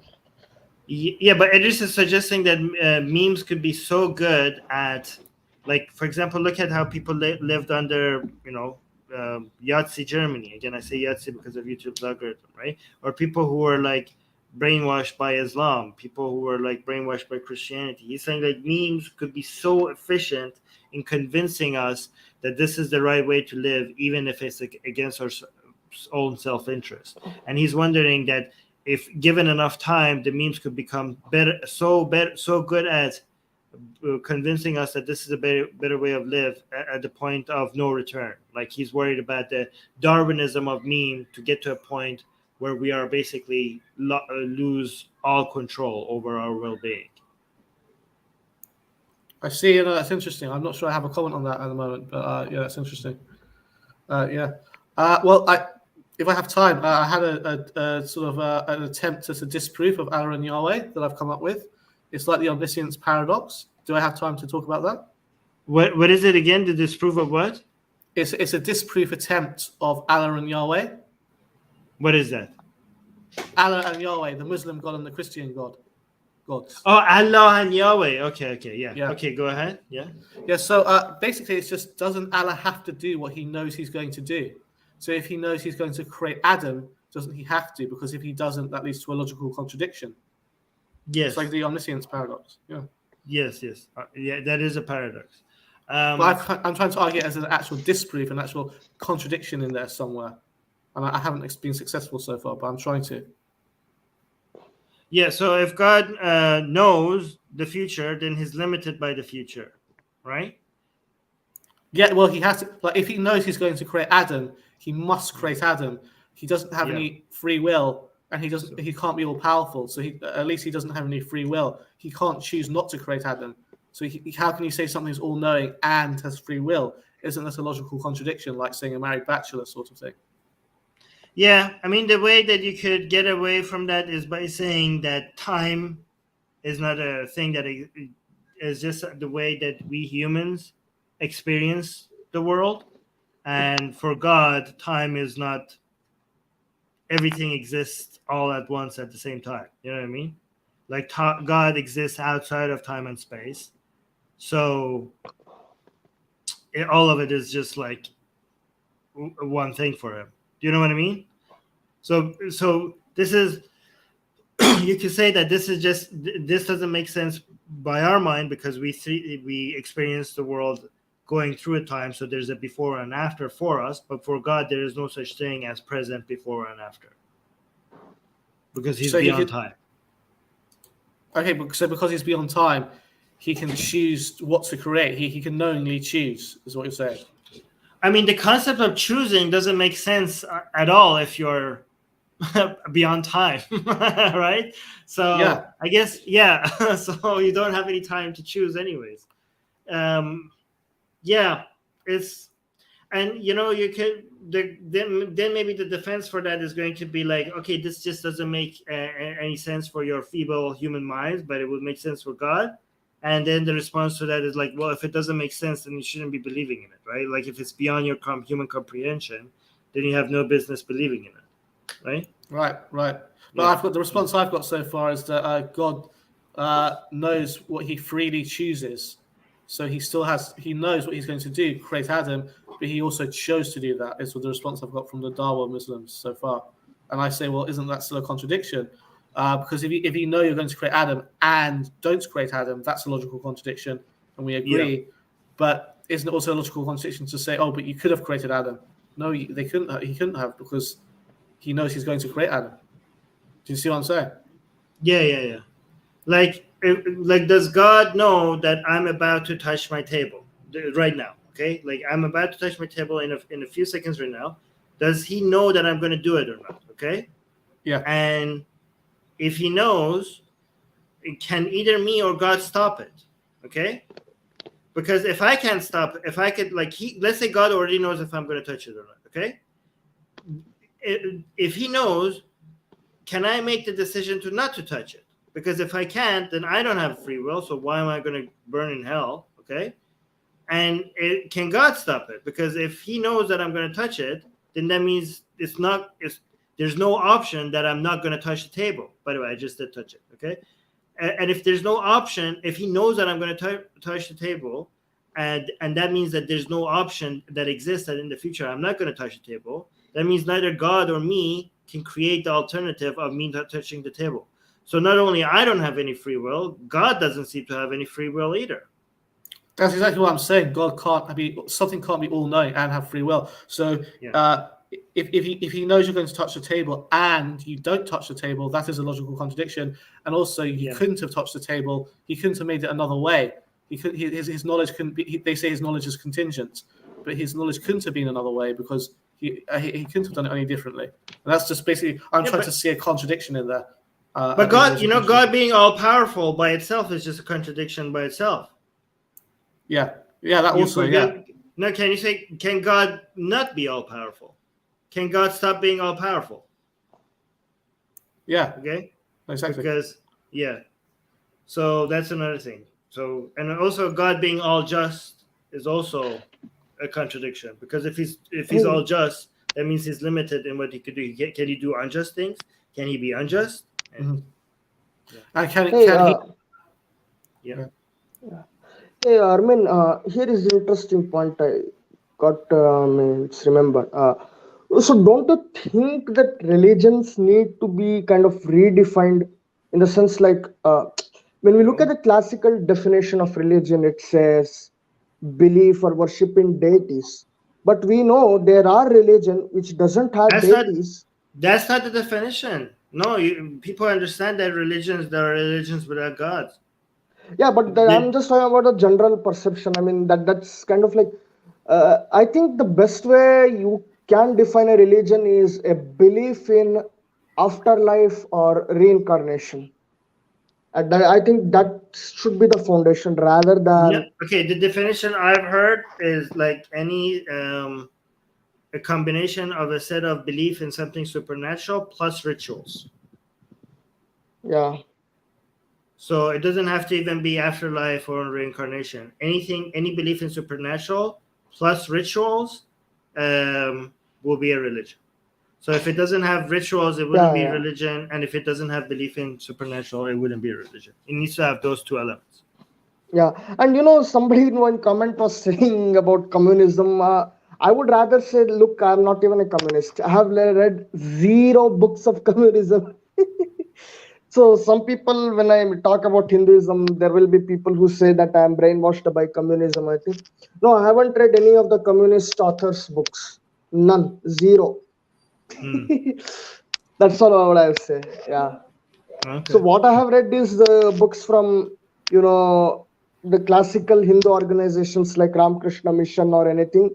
And based on that reading only, I left everything and started criticizing. So, okay. Yeah. So 0 communism. And yeah, I like your criticism of communism. I think it makes sense to a greater extent. The big problem of communism is that there is no capital value. I mean, if you look at the market, right? The government gives everything to the people, but what does the market produce for the people? That's where communism fails big time, actually. So that's one of my own observations. Yeah. Yeah. The main problem with communism is the same problem with all command market solutions, right? Basically, a top-down approach of trying to manage supply and demand in a way that no group of people could ever do as efficiently as the market. That's the main problem with communism. Yeah, for one of the reason I do like Nordic countries. I mean, they have a good Nordic countries, and I talk like Norway, Denmark. They have a good system, but it's not really communistic as the people perceive. Yeah, I think that's kind of healthy. Yeah, it's regulated capitalism. Yeah, I think that's kind of healthy, I would say. Yeah, that is healthy.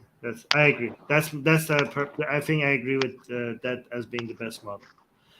Vikram is about to leave, because he has to go study. So let me see if Vikram has anything more to say before he leaves. Vikram, are you here? Hey, is everything fine now, sound-wise for me? Yes, it's good. Okay, yeah, I just used my phone.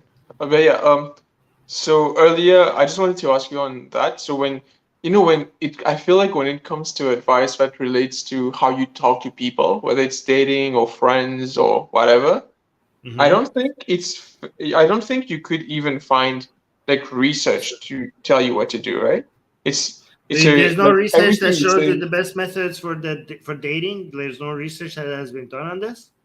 No, there is research, but it's like listen, it doesn't have to be just dating. It can be like making friends or whatever. Like if let's say you're at school, you want to talk to somebody, you're not going on Google Scholar to see what's the best line to open like an interaction with them, right? No, I don't think there would be anything on the best lines. Okay, I think it would be like the proper, like, what mentality to have. For example, I would think, I'm just guessing, like research might show like working on yourself, maybe boosting your self-confidence, maybe just talking to people in general, like just looks at different approaches on how people try to improve themselves in general and see which one ends up in healthier, happier, longer term or higher number relationships. Like let's say you could have 4 groups of people, one being control group, and you have one group focusing on just bettering themselves, not focusing communication skills as well as all, like a group that just focuses on improving their own personal skills, careers, exercise, healthy diet, running, like just those things, and do nothing else, right? They don't go practice communication at all. They just focus on exercising, learning how to play guitar, I don't know, running, just bettering themselves, only focus on that. And then you have another group that doesn't do self-improvement, just focuses on improving communication, right? So they go and practice trying to approach people in the street, complimenting people, try to break the ice in, meetings, and just like get more engaged in just talking to people and learning how to communicate better, right? And then, I don't know, you have another group that does something else, right? So you have the control group, the self-help group, the communication group, and another group. And then you track their dating success before, and then you do a period of 6 months of them going through this, and then after you look at their dating success after. You see which group has the highest amount of success. I just came up with this, by the way. I don't know if this is like a good idea or not, but that would be a study that you could do to see what actually helps people, which one of these methods help people with their dating success the most. And then you could isolate them. Then, like within group B, like what communication strategies, what practices help them more? Like you could then isolate them further.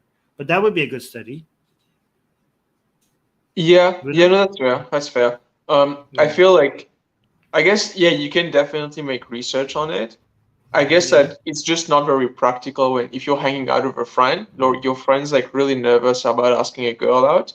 I don't think it's very practical to be like, let's go on Google Scholar, let's read a few papers to see what you should say, Well, it could be very practical if studies say like, hey, maybe like stop looking at the best pickup lines. If you want to be more successful at dating, it seems like studies suggest that you first have to work on yourself before you work on, like, maybe it would be a good idea for you to just improve your own life first. Like if there's a study that shows that, like, instead of hearing it from somebody that is like a dating guru, right? If that guy's like, hey, this is not just my words, actually research backs this up, that this will help you get laid more often, I think a lot of people are like, okay, seems like this is not bullshit. Like somebody is actually, there's an evidence behind, like, I would actually get laid more if I actually do these things. Like this is like backed by science. Like if I head to the gym, sleep more often, eat more, pick up some skills, you know what I mean? Have that, it will eventually boost my self-confidence, and it would lead me to getting laid. This is backed by science, so I would be more motivated to go do those things. Yeah, I guess you're right. Yeah, I guess I'm wrong. Yeah. My next question. Yeah, because I'm wrong on this one. Yeah, you're right. Okay. Yeah, I don't have much else to say. Yeah, I didn't think of what you said before. Okay. My next question was going to be about Destiny's recent take on religion. So he gave an analogy today that makes sense to me, but I just wanted to hear what I sent it to you, but if you haven't read it, I'll just say it here. Tell me what you say. So he says that spirituality is like a mirror that represents yourself, that lets you see yourself, helps you get an idea of what your purpose in life is, while religion is like a mirror that's completely broken. It's like it has cracks in it. It's very obviously flawed. It might show you some stuff that's true, but it's filled with a lot of like distortions, and it's filled with all this stuff that completely mislead you into believing all kinds of crazy things. However, as a society, we've figured out that the mirror is broken, so we've thrown it away. But now we have no mirror. Like before, at least, we had a mirror that showed some stuff, even though the rest of it was complete trash. And now we have no mirror, so this is why a lot of people don't find meaning in life and all that. So it would be good to be able to figure out a way to get a new mirror, basically, like a new, better mirror. But yeah, I guess he sees this as, currently speaking, a current failure of like secularism. Okay, so I don't agree in the sense that we didn't throw away that mirror. Okay, we can keep the mirror and acknowledge that it's a broken mirror. So what we do with religion is we're still analyzing it and secularly reviewing it and acknowledging that the reason why religion exists is because it was trying to fill a gap and satisfy a desire, and to acknowledge that these desires exist. So we acknowledge that the religion itself is doing a very bad job at satisfying those desires and filling in those gaps. But at least what the religion has been able to successfully do is to show us that those gaps and those desires exist. Like, there's a lot of data worth going through here, right? Like, we have thousands of years worth of data. Like, if humans constantly are trying to fill in these gaps and satisfy these desires, these must be human needs. So religion serves that purpose to show that it's like a mirror, exactly like you said. Like, it reflects something about us. It shows us something about us. So we're like, okay, religions might not be doing a good job because it's taking advantage of our needs and our fears and our goals and our motivations to basically, what like Idris just said recently, to satisfy its own need, its survival, the survival of the mean. So it's not our well-being that it's trying to satisfy, but it's its own survival that it's trying to survive, trying to accomplish. But at least while we're getting rid of religion, we're looking at what it was trying to do, and then look at what we can fill it with, right? So religion does serve that purpose. So if he's saying like secular society have been getting rid of that mirror, I think like secular societies have been doing a better job in analyzing that mirror, and like we haven't thrown away. Like, we're looking at Christianity, we're looking at Islam, we're looking at Judaism, and secularly we're looking at it in much better ways than these religions were looking at themselves. Like the way that Islam interpreted Islam, or Christianity interpreted Christianity, or Judaism or Hinduism interpreted itself, was very pathetically naive compared to how the secular academic world analyzes Islam or Christianity or Judaism or Hinduism or Buddhism, right? And the messages and the things that we could take out of that is a lot. The secular society, the secular academic world could take out of that. The lessons that we could get out of that is a lot more superior and a lot more that we could reflect on than what Islam, Christianity, or Judaism or Hinduism could do that itself. Does that make sense? Yeah. So, sorry. Wait. I'll let someone else speak first. No, Vikram, because you have to go make your point. Make your point, and then you could, because I know you have to go, but then we go. Yeah. Oh, yeah, it's getting a bit late here, but yeah, I'll be quick. So, when we think of science versus religion, I think we are correct to point out that part. But then religion doesn't mean anything to me. I don't have a religion or anything, so it doesn't mean anything at all to me.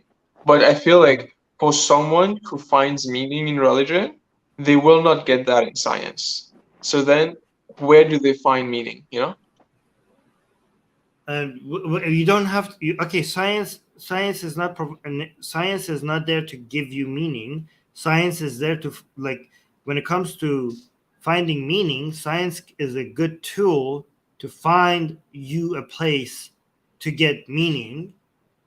But for a lot of people, it itself is not the place that gives you. I mean, for some people it is, especially scientists, right? But science is not supposed to just fill that gap. Science is supposed to, what it can do is find you a tool to fill that gap. Do you know what I mean? So science is a tool that will help you find meaning? Yeah, no, science is a tool that will find you the place where you could find meaning, or the methodology, but without it being the thing that gives you meaning. You know what I mean? Like it's a detector. It But itself is not going to give you the meaning. are you saying that, I guess, because it's like the is art thing, like meaning would be more about the art, right? And I don't know how science could get you to an art. No, science can figure out what can analyze and assess what makes people feel fulfilled. It could analyze that and it could come up with answers. Humans, Okay, yeah. Yeah. Sorry, I didn't mean to interrupt you. I was just saying, yeah, that's true. Yeah. I mean, humans' emotions is part of nature, okay? What makes us happy, what makes us fulfilled, gives us a sense of purpose, all of that is happening in our brain. All of that is part of nature. And if it's part of nature, it is within the realm of science. Yeah. Okay. Yeah, I'd be interested to see you and I know Destiny and you already had 2 conversations on something similar, but it could be fun to see you guys have a third one. Okay, yeah, I could reach out to him for that. That would be interesting. I will reach out to him. Thank you for pushing me to do these things, Vikram.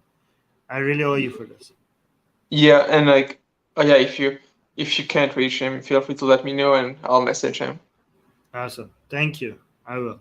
Yeah. Okay, Rakshi, you wanted to say something? Yeah. So initially when I joined, there was some discussion on health. I have to tell you one thing. I think it's about what you eat really. I am actually for low carb diet. I mean, that's my experience. I recently quit eating sugar completely, and I think that really sugar is good. Sugar is a really good carb to cut, but I am not interested in low. I used to be on low carb diet, but a lot of important nutritions come in the form of in things that. Yeah, I agree to some extent. I mean, if you might lose out on fat, but I'm talking about sugar part. The reason why is say low sugar. Don't say low carb. I agree with the low sugar. Okay, fine. Yeah, low sugar, fine. Low sugar, or if you can cut sugar completely, that's okay. We can, I think, still have other carbs which are good in fiber, which is kind of vital. Yeah. Also, vegetables and fruits come in the form of carbs, and like a lot of you don't want to cut your vegetables, right? So, I mean, people who are on low carb diet, like if I put a salad in front of them, I'm like, oh, sorry, I've hit my carb limit, so I can't eat the salad. I mean, that's ridiculous. It's a goddamn salad. It's good for you, okay? Like you cannot do wrong by eating unless you add like. Unless it's like topped off with cheese and like dressings that are bad for you. The salad itself, like if I put a bowl of spinach in front of you and you say like I've hit my carb limit, so I'm not going to eat this bowl of spinach. That's nonsense. Ridiculous. That's ridiculous. Yeah, I agree.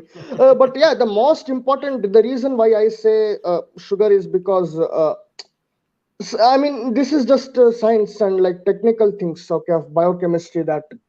Our body itself produces glucose. It breaks down protein and create glucose, but our body is not used to taking fructose. Our body is not used to metabolizing the fructose, which is there in the sugar.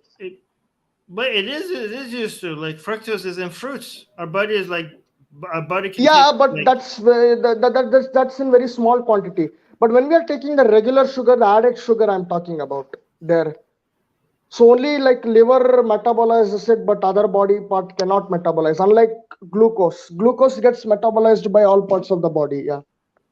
Okay, but I don't think the main problem is not that our body cannot metabolize. The problem is that it can metabolize it. Like the problem. Okay, the problem is like it's a good source of calories. Like our body is like. The fact that some areas of our body can use it as fuel and some other parts of it can't, it doesn't mean it's not efficient at it. Okay, it's actually very efficient at it, and that's actually a problem because it's like a really good source of energy. The problem with sugar is that it's a very high source of calories, and it doesn't do anything much to satiate your appetite. So you're getting the calories, but you're not feeling less hungry. So that's the problem with it. That's the problem, the main problem with sugar. Okay, fine. I beg to differ a little bit on this, but just a suggestion: you might check out on Robert Lustig, Dr. Robert Lustig videos on YouTube. Doctor who? Can you write it? Robert Lustig. Okay, can you write his name? What is he about? He is an endocrinologist, and he explains the kind of biochemistry behind how these things get metabolized. So you can, yeah. But the main thing you need to worry about your diet is before you, I don't know. You don't really need to know much about exactly how things are metabolized. Okay, the advice is very simple. Okay, lots of fiber, lots of water. Okay, high volume, low calorie. That's all.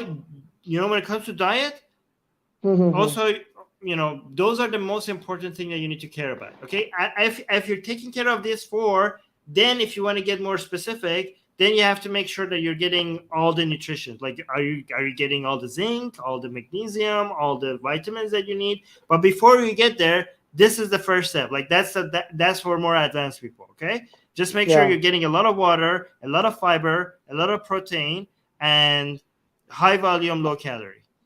If you do that with your diet, you're doing good. That's okay. That makes sense as well. Yeah. So, and here another thing I would like to tell. When I was talking about karma, there are 3 types in that. Okay. So one is prarabdha, sanchit, and kriyamana. Okay. So what are these 3? So a lot of Hindus who will come and debate you will ask, do you know this? So here I am going to tell what is prarabdha. Prarabdha karma is the one that actually transmits throughout your cycle of reincarnation. That's what gets transmitted from one life to another. Prarabdha, destined. Okay. And the sanchit karma is the one where you are experiencing your present life based on your previous accumulation. So sanchita is a Sanskrit word which means accumulated. So sanchit is the one which tells like your present life is like this because you accumulated so and so things back in your past life. Okay. Then you have the third one, which is kriyamana. Okay, karma. Sometimes it's called also agami karma. Okay, so that means you do something now today, but you might expect its result in the future. Not now, but in the future. Okay. That's what the karmic theory is. The 3 types. Can you turn this into a chart? Can you turn this into a chart and maybe put it on your channel? I will try. I'll try and send it to you. If I can get a PPT on that. Yeah, then that would make sense. Yeah. Oh yeah, so I think I'm good at designing charts and stuff. So if you send it to me, I can make it even prettier. If I don't know, maybe you're already good at design. But if you're not, I can make it nice. So we could do a collab. Yeah. Okay. Yeah, sure. I'll just check on that and yeah. Okay. Let me just get to Reincarnation Entertainment and Idris because I need to. I'm starving, so talking about food, I need to go eat. But Reincarnation Entertainment, any? Do you want to say anything else before we end the stream? I just say I'm a private member now, so I think I get one session with you a week or something. Yes, we could have. Yeah. Message sounds good. Wait. Email me at armin.navabi@gmail.com, and put it in the title that this is about the membership meeting. Okay, so we schedule something. Yeah, fantastic. Okay, sure. Yeah, that's great. That's great. That's great. Cool. Thank you. All right. Yeah, no worries. Idris. Oh, yeah. Idris said. Okay. Any last things before we end this? Oh, you sent me a tweet. Do you want me to show this on screen? Yeah. It's what did you send me? It's the volume of high activity waste produced in nuclear waste produced in France in the last 60 years, and the red cube. So the Okay, so oh wait, I need to. This is not in English. I need to translate. Okay, so it says here's a translation. He's saying here's all the high-level nuclear waste produced in France over the past 60 years in the old port of what is this? Marseille. It's just a location, Marseille. Marseille. To come out to the next one, who says it's impossible to manage and confine. Okay, so you're saying nuclear waste is only. This is all the nuclear waste that France has produced in the past 60 years. It's just this amount. It's a little bit complicated, but basically it's the amount of waste we need to worry about, because there's a lot of waste, but what's important is the half-life and the radioactivity. And so there's a lot of nuclear waste, but a lot of it has very short half-life. So if we just store it in a pool for like a month, it's no longer radioactive. And then you have things that lasts longer, but isn't very radioactive. So it doesn't need a very there isn't a high risk of contamination. And the cube is the thing we need to worry about, that is very radioactive and radioactive for a long time.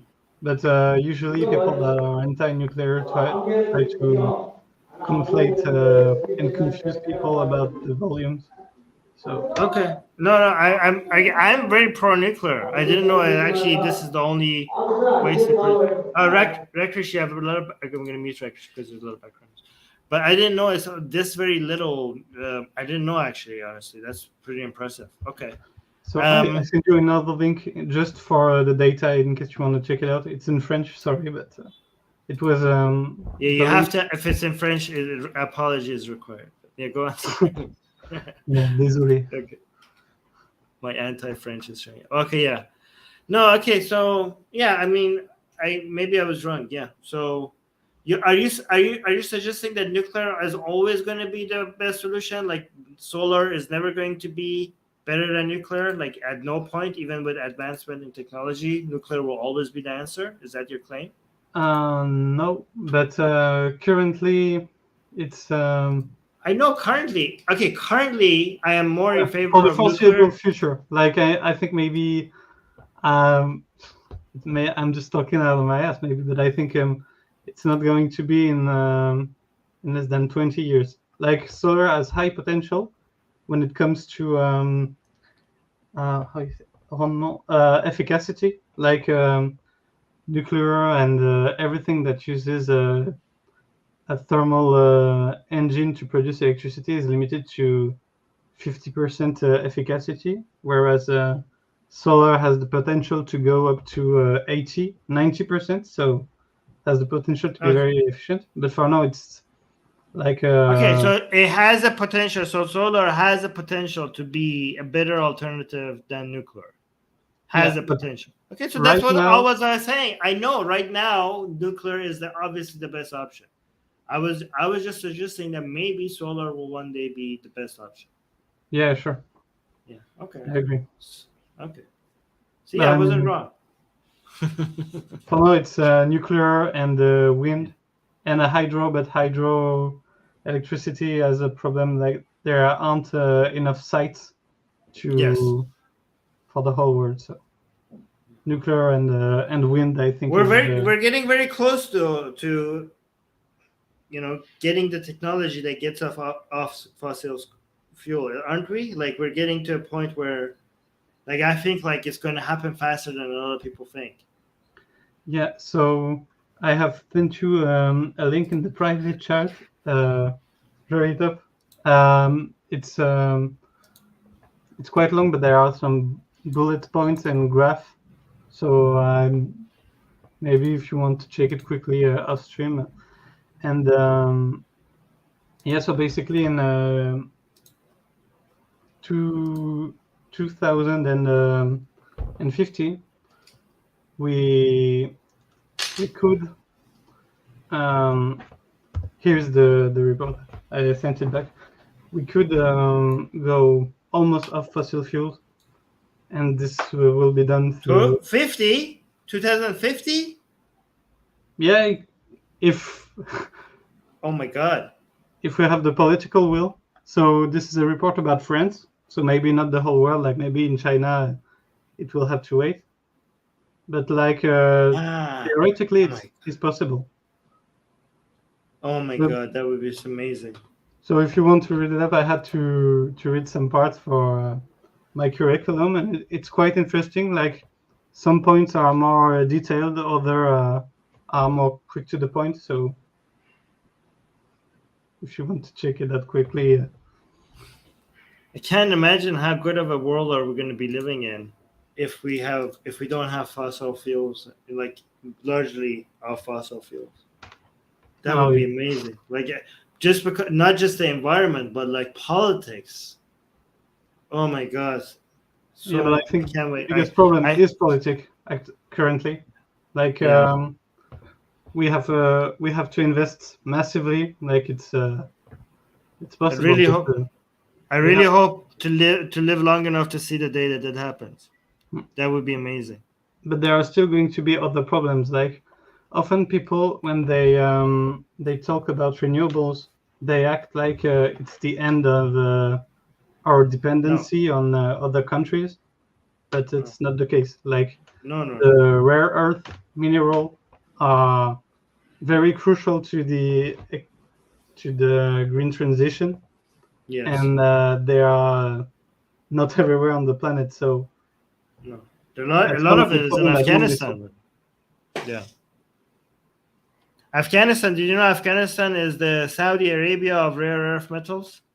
Yeah, I rented from you. Okay. All right, guys. In order to be able for me to see this, I need to go eat, so I don't starve from to death. But yeah, go. Well, somebody else. Armin, I will have to go. Thanks for taking me in. Yeah. Stay in touch. We could do. Yeah. I hope we I'll collaborate. be in touch. Thanks. Awesome. Thanks. I'll come contact you. Bye. Awesome. Bye, guys. Thanks, Armin. Bye. Bye. Bye, everyone. Bye. This was great. Talk to you guys later. Bye. Bye.